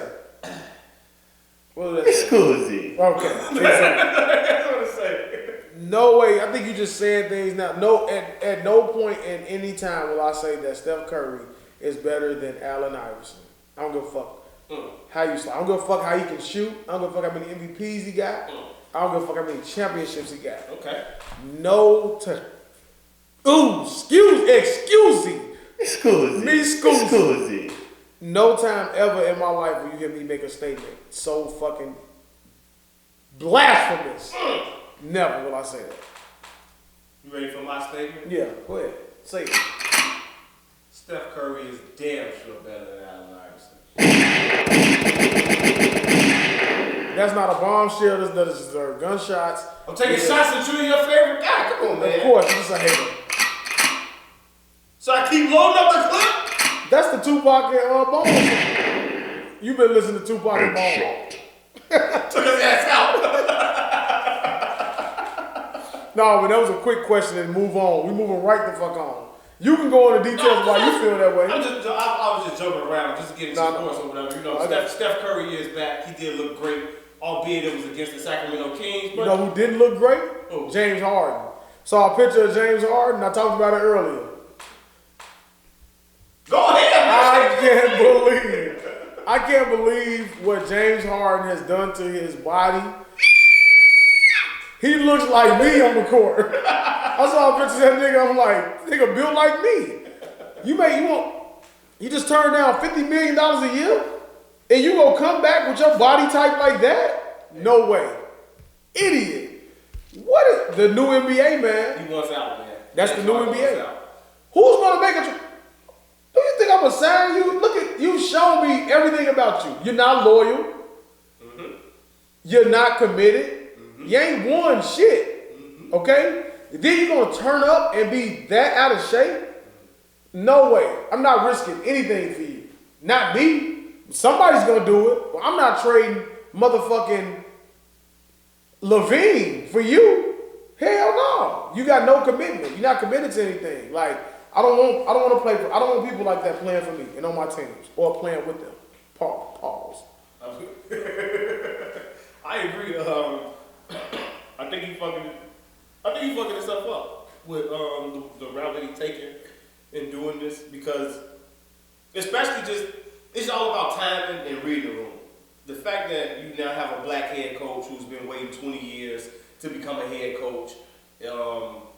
You got John Wall coming back from an injury. You got DeMarcus Cousins coming back from an injury. You know what I'm saying? Like, this is you wanted out. At first the reports was out that you wanted to play with John Wall. Now you don't. You went to Vegas. You went to Atlanta. Went to a party. And you did like it just looks bad. Like right now for you to be doing everything you're doing. Like you could have, if you would have just showed up and been like, you know what, man, whatever. I'm just here to play. I just want to win. They built a good thing around me. We're just gonna go out. We're gonna do what we gotta do. Behind the scenes, you could have got your ass up out of it, like Anthony Davis did. Like even though it came out behind the scenes, right? But it wasn't from him though. It was from the team. He tried to do it behind the scenes. I don't want to be here. I'm gonna come help y'all. I'm gonna play with y'all, whatever. And I'm gonna sit out in the fourth quarter. Just trying to get me out. That was them. It wasn't him. Okay. He wanted to fucking play, but what you going? It was like kind of both because y'all not finna trade me. I'm not signing here. And we not going to the playoffs, what the fuck I'm finna play my heart out for and get hurt? True. So I agree. I feel him and understand him on that.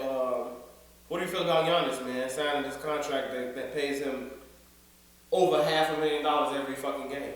I see it's I found it really rare and surprising that in this day and time that someone would commit to that.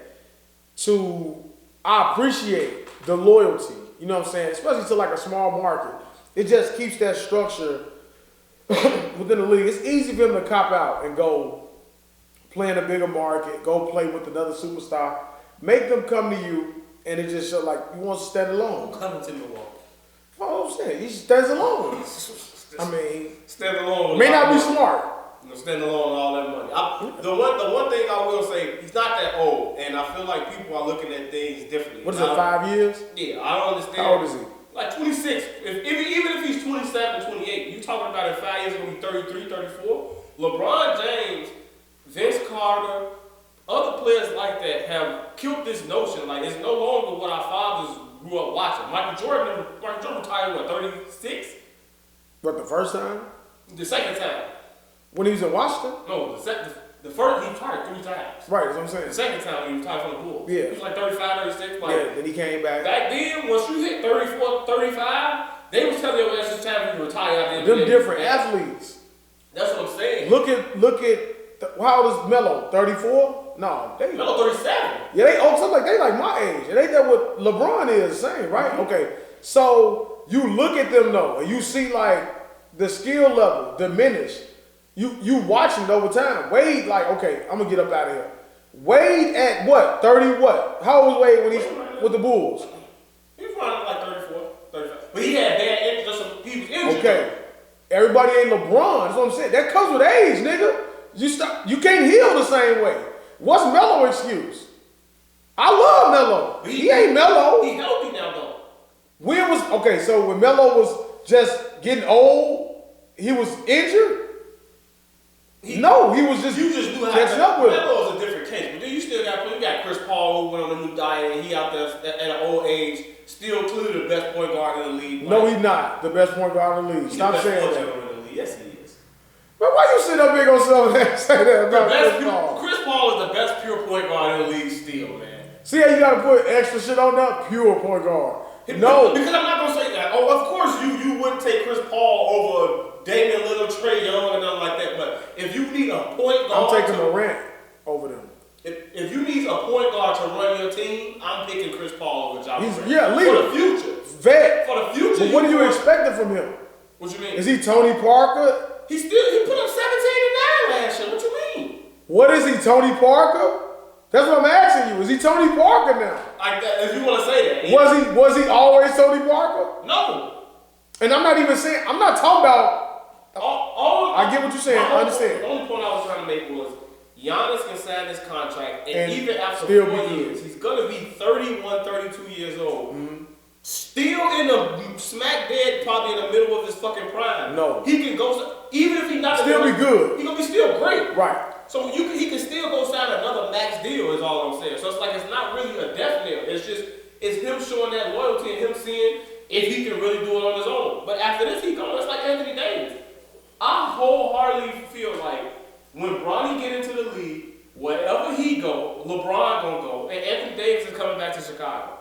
I hope he does. That's what I feel like was gonna happen with that because he gonna be at the end of Anthony Davis' contract. He's gonna be 32 years old with the Lakers. So can I say one thing? I hear what you're saying. To go back to Chris Paul, I'm not saying he's trash. I'm saying that he's late year Chauncey Billups, still serviceable, still good. Sam Cassell later ended towards the end of his career. Not Detroit. It Denver Chauncey Billups. That's what I'm saying. Okay, well, let's say Denver. When he's big shot, he won a championship. Yeah. Let's say Denver. You still serviceable. You still good. But you're not that all-star level. I feel like you. No, Chris Paul not all-star no more. He made the all-star team. By default? This year, no. It wasn't by default. He was killing it. Right. You didn't watch it. You know what I'm saying? I'm out of touch, but I'm just telling you from all these young dudes, what, he in the West? Yeah. So you got Lillard, Morant. That's two. They should be ahead of him. That's why I just said pure point. No, I get, that's what I'm saying. That's why I said Chauncey. That's why I said remind me like a Chauncey Billups. That leader on the court, and also like you said, floor general. But he still can get you buckets. But he can't get you buckets the way that he used to. So time has caught up with him. He's still good and serviceable, which is what he want. He can't do it alone anymore. He never could. Agreed. But you would be like Chris Paul. Giannis can't re-sign in Milwaukee and say, "Well, I'm gonna do another max, and I'm gonna still." No, you need help now. So that when he re-signs that next year, he's gonna need help then. He need help now. I know what I'm saying. You can still they'll still put odds on them. At 32, I don't think he's gonna. At 32, I don't think he's still gonna need help, and I feel like it's kind of a discredit, and I don't understand. I just don't like how. I've never liked how it was been viewed. I used to always argue with my father and my brother about this all the time. Like, I hated how they just want to push people out the league. Yeah. At a certain age, it's like, who's to say this? 32 ain't old in real life. And it's not old in basketball if you take care of your body. Like, y'all was going off all those old people who didn't really eat right, who didn't train right. They just their workout, they just go out there. These players are taking ownership and they really doing what they got to do to sustain their career and the longevity of their career. So it's insane to how people look at Golden State and like think that their dynasty is over. It's over with for them. Like Stephen Clay is going to. I look at Stephen Clay and barring any major injury, them motherfuckers will stay in the league for another 8 years. Well, I can see that. Clay has another major injury, so. But it's because they're shooters. They can always be Ray Allen. They can always be Reggie Miller. You know what I'm saying? I'll ask you this: we could get off of basketball because it's just still preseason since the season ain't started yet. When do you feel like it took the generation of players that we love, which is Kobe's generation in his draft class, they got out of the league for the most part, I'll say 2014, 2015. Okay. Kobe and Vince Carter, they was like the last ones that was holding around. But by that time, Nash and all the motherfuckers had gone. Ray Allen, I think that was around his last year. So that was around the time that our generation died off. When do you feel like this generation, LeBron them, will leave? And when I say LeBron them, I'm talking Bron. I put KD in there, Chris Paul. I put Blake. Those players, DeAndre Jordan. Like, when do you feel like those players will start exiting the league? Because I don't feel like it's as soon as people make it. They've already started exiting the league. There's still a lot of them out there, though. Right, it's still a lot, but they've already started the exit. You mean to where they're pretty much damn near extinct. Like how our generation, like Vince Carter was the last one from the 90s, when it was just him and Dirk out there, and everybody else was gone, it was the last one holding out. Like, when do you feel like it's going to get to, like, damn, like when KG retired, you like, fuck. He gone. Then Paul Pierce left. You're like, damn, Pierce gone. You have 5 years max For that, you think with so? all of them, and that's with like Durant and them still lingering around but like with you put Steph and them in there, they're the next generation. I put Steph in there. Steph came in 09. Well, then if Steph is in there, then you go maybe you can get 8. 08? You may be able to get 8 more years before you got like a Vince Carter still lingering around in the league. 8. Okay. 8, but I'm gonna say 5. So where you just like I give him a strong 7. it's a couple motherfuckers left. LeBron them like he'll still be around, but he'll be serviceable at that time. He'll be Jordan at 40 with the Wizards. He'll give you that woo game, that highlight game, but he's gonna be more like his game is so different that he could add years to his career just by being a facilitator. You know what I'm saying? So where he could be like, okay, well, you don't expect me to score 30 anymore, but I'm making all these other motherfuckers better around me because of the leadership and the way that I could be a facilitator. And I'll leave it there. Okay. What's going on, man? You want me to tell you what T.Y. said? Tell me. I was talking to T.Y. Whatever the fuck he said. T.Y. said, Oh, shit. he said that he feels like the Bears, didn't they just win? Unfortunately. Who they beat? The last place ranked defense in the league, Tennessee Titans. The Titans. They just beat the Titans. He says he feels like the Bears should try to win it out so they can make the playoffs and potentially be a Cinderella story. 9-7 Giants. And win the Super Bowl. I told him I think they should lose out. They're probably not gonna get Trevor Lawrence, but they can get somebody else that can help. I don't know who the fuck it could be. See, why is a typical Bears fan? Like, I've had that wishful thinking for years to where it's just like, okay, well, maybe we can do this. And in the back of my mind, I feel that way. But I found myself torn because it's reality. They win out. The Bears organization, what they do is they say, see, we're not that bad.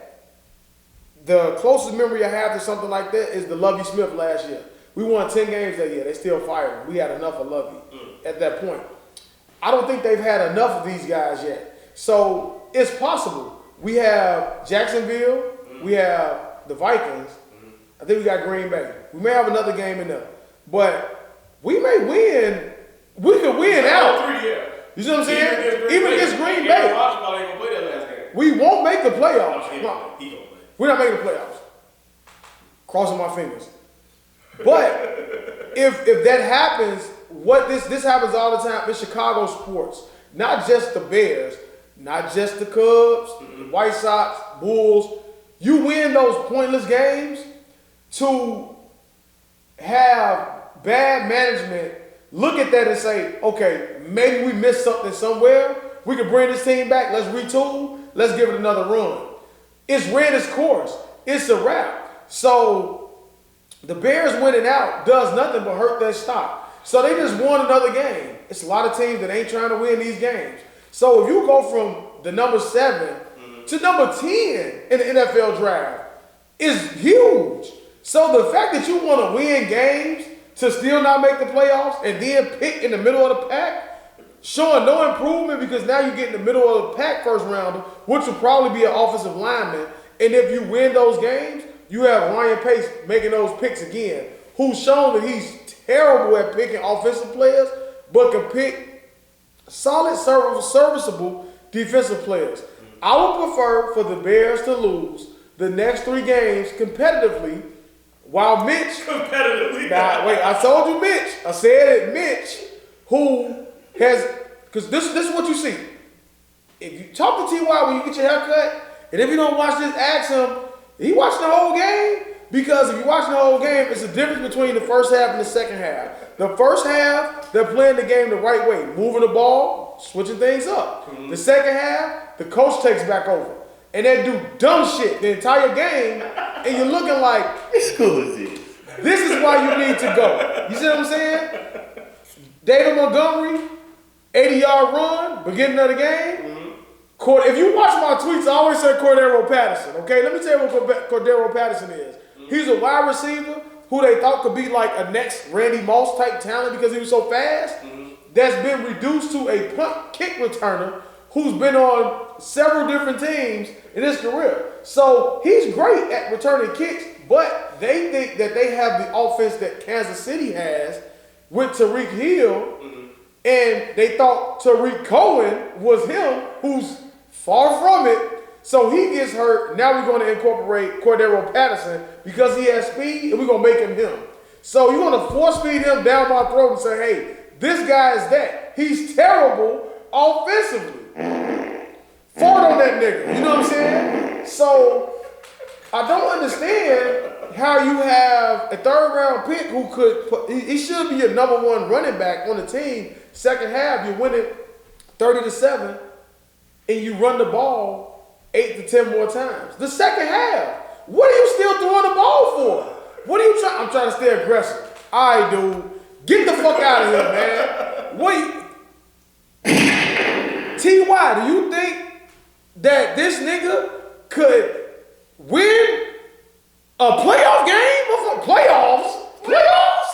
Jim Moore around this motherfucker. You talking about playoffs? Like, you think this nigga could win a playoff game? Hell no. We have scored a grand total of 13 points in the 3rd quarter for the entire season. Get the fuck out of here, dude. Hell no. Lose out, get a good draft pick, clean house, get a new GM, get a new president, get a new coach, and let's see what we can do while we still got a solid defense. And we're not going to have any money to play with either. So I don't want to see that. Sorry, T.Y. I don't agree with you. Oh, come on!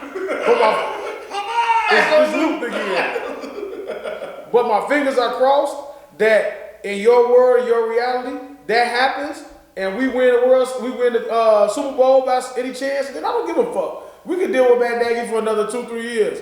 I had to deal with Joe Madden. So I'm done with that shit. That's all I got to say, man. I don't know if you got an opinion on it, but no, I got an opinion on the Bears. I'm mad the Steelers are doing this the Steelers do this all the time where they look good and then they just start to look bad. If Ben Roethlisberger starts to look bad, you be like, the decisions that he starts to make just befuddle. You're like, what are you doing out there? I told you. And it's just, you want to believe in them, but you just always know that they're gonna, at some point, for some reason, break your heart. So the Steelers, do you put that more on the coach or do you put that on the quarterback? I would never put it on the coach because I think Mike Tomlin could be one of the greatest coaches ever. In terms of being a leader of a team and of men. Leader of men, right. Is Mike Tomlin and then it's everybody else. So the way he was. Lovie Smith was a leader of men. Not like Tom. I don't feel like. Lovie Smith, because it's more aggression. You see it there. You talk to them players about Lovie. Lovie ran his locker room.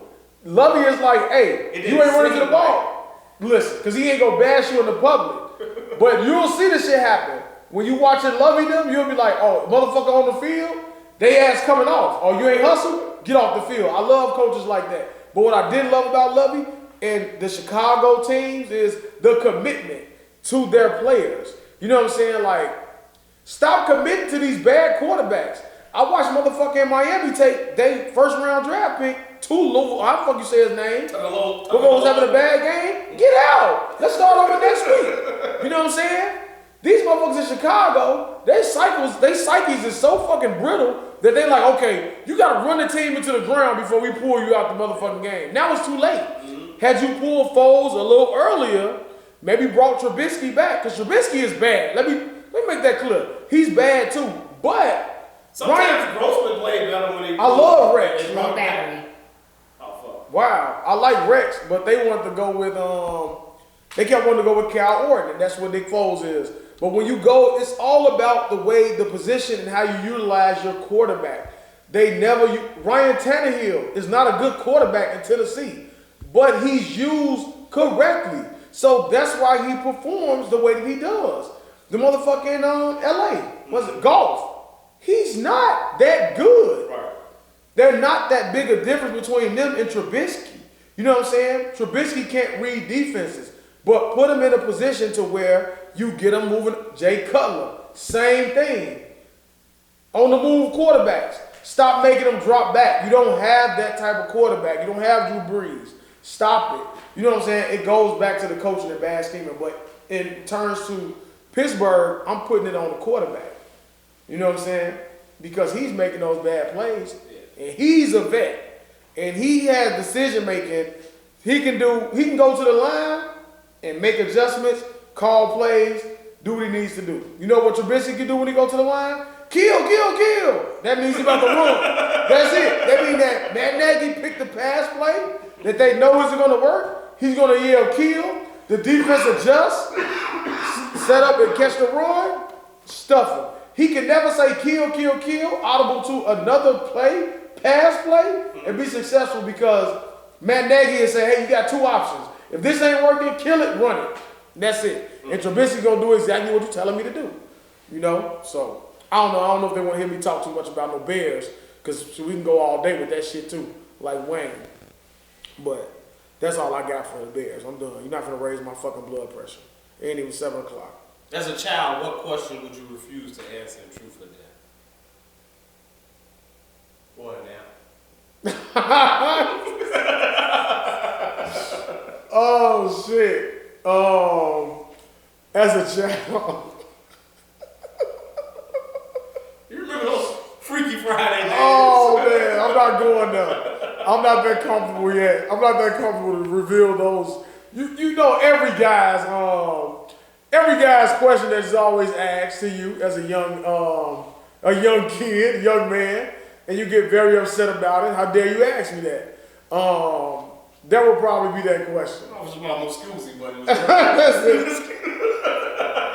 That's that question. That, you know, like, as a young man, you've always asked that stuff. You know what I'm saying? Or, as a kid, if you asked if you were a virgin, it was a tough answer. You like, you wouldn't answer that. Because after a certain age, growing up, depending on what era and what area you grew up in, you made fun of if you hadn't penetrated some pussy by a certain age.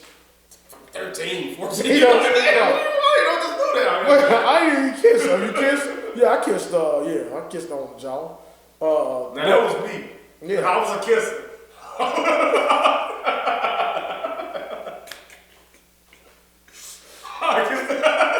Motherfucker like, let's just kiss. Let's think about this.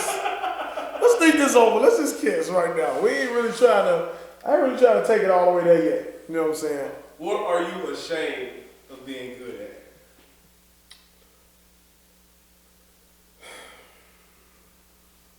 I don't think it's really pretty much nothing you can be ashamed of being good at. I don't know. There's weird things, man. So, like my feet, I can pick things up with my feet. Like I can open up a bottle of pop with my feet. That's his superhero power. Motherfucker got fish scale feet. Motherfucker like Aquaman at the as a child, I hated wearing socks. So I'm guessing like when you don't wear socks and you always like socks or shoes and you walk, like your feet just spread. When you're on the ground, your shit just spread. So I never wore socks or shoes. I'm that kid that used to run outside up and down the block with no shoes on and shit. So I was fast as hell. I thought he was in the South. Like fucking beast. I was X-Men. Like I would be getting up and shit. So yeah, that's what I'm good at that. So we lay in the bed and they be like, "You pass me the remote, I can pick that bitch up." Just in there doing shit. I don't know, man. This is a tough I'm taking that segment. with my feet. All right, I don't have my answer. Let's go to the next one. I don't know, man. You gotta come back to me on that shit. This motherfucker talking about, wow, you just.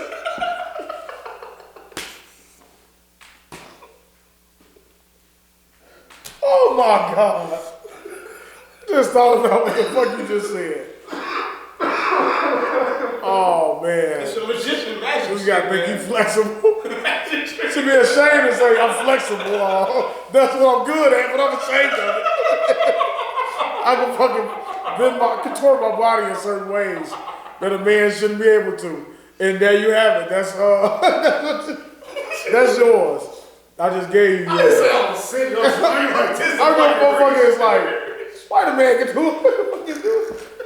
Straighten out his fucking body, stretch it out, and be successful with it. I wish the camera was on full body so you can see what I'm doing underneath this table with my legs. Yeah, man, I don't have nothing, man. I'm trying to see, like, I was good at applying, like with my own hair. I was good at taking down my own hair, attaching beads and shit to them. I can do all that myself. Bitch ass nigga with beads. Black beads, 5 of them. Hang time. Slipped up. Every bit of slipped up. Then he took his fucking throw out and was mellow. I was gonna muff Willie ass that day. Tell about some motherfucker that slipped up. Hey, you don't know me like that, dude. Still, hey, don't just come talking to me, man. I don't know you. You know what I'm saying? Yeah, that's probably what it would be for me if I had to just throw some shit out there. I can blow dry my own hair and everything. I'll blow that shit out with the blow dryer and all that shit. Self-sufficient. What else? These weird ass fucking questions. It's not weird, man. Just so, questions. That's tough. Questions to let. Are you gonna go back to the truth or dare question or no? What was the truth of that one again? What would you refuse to answer? I think we answered that. Yeah, we answered that shit. Use No, your man, fucking imagination. Fuck. Spell it out for you. Use your imagination. All you mean, we all got the same answer, motherfucker. Every man that's listed got the same answer. You know what I'm talking about, and you know what I'm talking about. You know what I'm saying? Don't fucking make that a sound bite, because you'll break that shit down and put it on the, I know you. You're like, yeah, do you all agree? Do you all agree with Daeo's opinion? Hell yeah, you do. If you don't, you're lying, nigga. Get out here with it. Different level right now.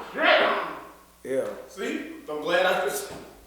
See, I'm out of Gotta water. give me fucking one bottle of water. I'm out of water. Motherfuckers out of water.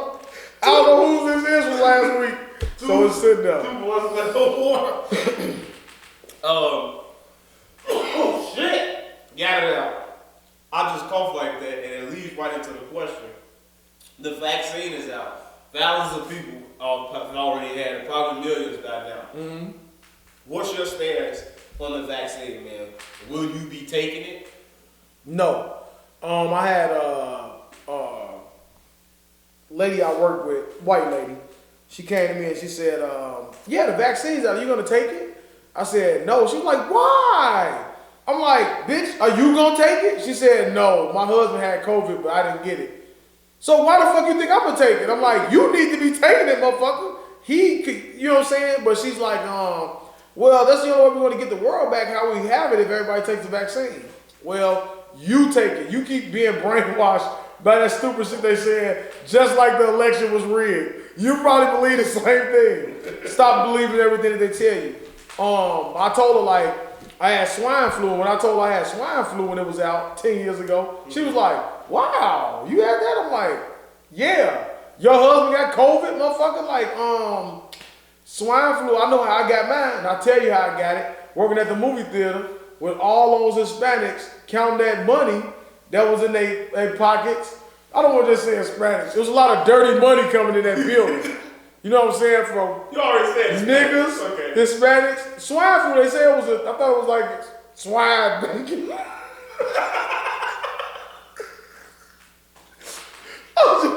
I'm just bullshit. Why is bullshit?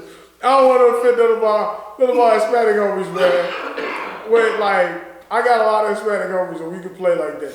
But count that fucking nasty money, touching your face. That's why I don't do any. After that, I worked for Walmart all the years. I never got on the register because I'm not touching no money. I never carry cash, anything like that because of that dirty money. But I remember taking those pills. We don't carry no cash, man. Ain't touching no nasty ass cash. All cards, man. Swine flu, man. Shit had me in the fucking bed with headache and chills. I'm like, what the fuck is wrong with me? You know what I'm saying? And like 3-day span. So I just hope that hopefully it is legit. It is a legit vaccine. But they say in UK it's a mutated fucking version of COVID. Somebody gonna say COVID turned 20. You know what I'm saying? Like it's a mutated version of it. I'm like, this shit is getting out of hand now. You know what I'm saying? So hopefully the vaccine works. We can get back close to reality. I think the mask is going to become a staple for the next couple of years. Like even if it's optional, I think you should still. This is what I don't understand. How you can allow people to pack a restaurant or a school or a fucking grocery store. They compact it into a building. So if someone has it, it is just being passed around as airborne. So why is it so hard for you to open up a fucking stadium and let in a certain amount of people into each section? Spread them out, put them in there. You can't hold 50,000 people. Maybe you can hold 25,000. What's the difference? So is my life not as important as a motherfucking athlete who is far away from them from the field? You can push them back 10 to 15 feet. Especially in football. Whatever. You can put half on one side, like you say, just one section for basketball. No floor side seats. Sorry, you can't sit floor side. You gotta come up a little bit. The same shit. Spread them out. Section, empty. Full empty. Yeah, that's it, man. Put your mask on. Check the tips in the door. When you go to these places, they check your fucking tip. Check the tip. Since that's all you want to do when you're doing other places. Check the tip. Somebody has a high tip, they turn them around, send them on their fucking way. Get us back to some sports revenue. I think it's all tied together because you see what it's doing with the economy and with the way sports was going. You were signing half.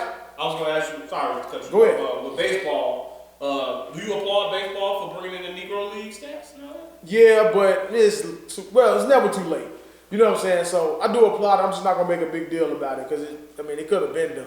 It's because like a lot of them have probably passed away that deserve their flowers. Yeah, and I think it's just the impact. I think if you want like grandfathers, people who really love baseball, like they go. Yeah, you know what I'm saying? Like, it's still, no matter how you put it now, it's still the Negro League. You know what I'm saying? Like to black people, the Negro League. If you looked at it that way, if they were a great player there, you don't really separate. I know, like my generation, usually be like, oh yeah, I heard he was cold. You don't say Negro League, like the motherfucker played baseball. Only people that separated that way is white motherfuckers who like, okay, he's MLB, this is Negro League. Like that doesn't count. So I think that really pretty much applies to how they intake it and how they feel about it. But I think it was it was about time. But to go back to what I said about the economic structure of what COVID is doing to sports is you were seeing how it was trending to where it was about to be ridiculous. You got $500 million contracts being signed by one player. So they're like, okay, not saying that it's kind of like, you're like, okay, we're going to say, all right, no fans. Give us a reason to say, okay, we can't pay you that. We got to restructure this shit. So let's get this shit a little bit back down to normal. You know what I'm saying? Or a little bit back closer to what we're used to. And now we can open it back up. You know what I'm saying? But hopefully we can get somewhere back to it and we can just get. And what I was going to ask you about baseball is how they're saying now next year the owners want all the players vaccinated and they want to have a shorter season. Do you agree? How do you feel about that? Do you feel like it's, and put that into in view of the world where it's like, how would you feel if you went into work the next day and it was like, hey, in order for you to work here, you got to come back with showing papers that you got a vaccine? You've been vaccinated. Because I feel like that's going to become, they're going to try to push that on a lot of jobs and a lot of places. Of course, the medical field is automatic. You just chose that profession, you probably have to. But they say it's not. Like, that's what she was saying. She was like, my brother works at the hospital and he said he's not going to have it. And she was like, well, you need to take it. You're a fucking nurse. You know what I'm saying? Well, I'm like, it's just, I think that's what makes America, where like you're supposed to have that freedom to have that choice. To where it's like, okay, so now if you're gonna tell me I can't be able to provide, that's fine. But tell me that in hindsight, I'm gonna be able to go and collect unemployment or whatever I need to. You can't tell me that I'm no longer unable to support my family because you want to force a shot upon me. Because before you had the vaccine, you forced me to come in here and still be an essential worker. So now you don't have the option to turn around and say, okay, well, now to continue to be an essential worker, you have to take this shot. Mm-hmm. Because it didn't matter prior. You should have just shut everything down and said, okay, everybody quarantine, let's find a vaccine because we really care about American lives and we don't want anyone to get sick. So I don't think it'll get to that point. I hope it doesn't, but if it did, I'm not taking that shot. I haven't had a flu shot in like 10 years. I don't fuck with no flu shots. Yeah, and I think that's real interesting, and it's going to be interesting to see because the NBA didn't have to get the vaccination. They didn't make that mandatory thing. I don't think they didn't make it I haven't heard about it being mandatory in college. So it's like, in the MLB, it's like, what you mean? Like, I don't know if it's mandatory, but I do know they said that they wanted the players vaccinated so they don't have to worry about stoppage anymore because players contracted COVID. And some of them like, well, what you mean? You know what I'm saying? I feel like we did a pretty good job of playing through, you know what I'm saying, without whatever. So it's like a going back and forth, and I feel like it's going to be real interesting moving forward about, you know what I'm saying, just... They could put the option in where they say, well, okay, well, if you refuse to get the vaccine, if you have to miss games due to COVID-related issues, pay you. Right. You know what I'm saying? You don't get paid for that time off. It's like unpaid time off. And I think jobs will probably start doing that too. But I feel like that'll kind of be bullshit because it's like y'all didn't do that for the flu. You know what I'm saying? It's like I catch the fucking flu and you don't come out and say, well, did you get a flu shot? Like, because it's none of your fucking business whether I got a flu shot or not. Like, these are my own medical documents. Like, that shit is supposed to be sealed. So it's like, I don't know if it's possible for them to do that, but I can definitely see it sort of kind of going down that route where this COVID shit is not gonna just be over with. Like how we feel like and how we think. Yeah. No, I got you. I agree. Well, hopefully it doesn't get to that point. And we ain't got to worry about that shit. That's all I got, man. That's it? That's it, man. One thing I got to say, man, is do you own a pair of PSD draws? Mm-hmm. Nobody told me how much better these draws are than Ethicus, man. They are. I feel like you're not wearing anything. The material, and it's a special material in the dick area and in the ass area that's not the material that's in the rest of the draw. I'm like, what is this? Like, comfortable. Like, the thing I hate about the PSD ones is there's no outlet. There's no outlet in your drawers. So you just be like, I prefer the outlet. So you're like, okay, easy trip out. I talking about a hole? Yeah, the outlet. I need to be. You're like, a man. Why do I have to go to the bathroom and pull my fucking trousers all the way down to my fucking hip? Like, first of all, now I'm going through the hole. Right through, leak, in, zip. That's it. Oh, man. Quick. Oh, man.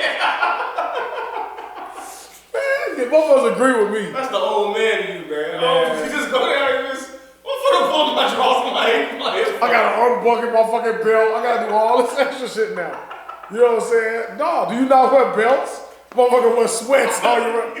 Sweats. Comfortable. You know what I'm saying? No. I'm comfortable. I work in jeans. Sweats all day long, man. This is a little bit of the waistband. No, man. Being and piss, man. That's the only. I don't need to wash my hands. I don't touch my dick with my piss. Man. You get some science behind it. But still. In public, I still. don't give a fuck about the seats. What I'm saying is. Shoot like a fighter hose every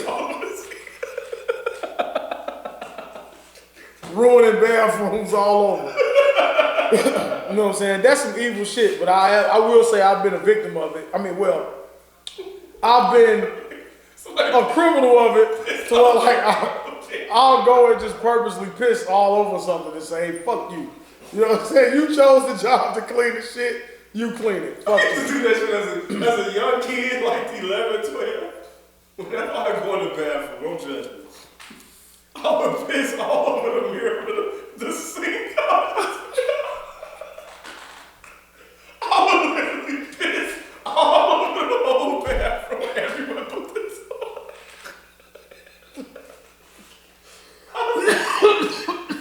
It was a good year or two before everybody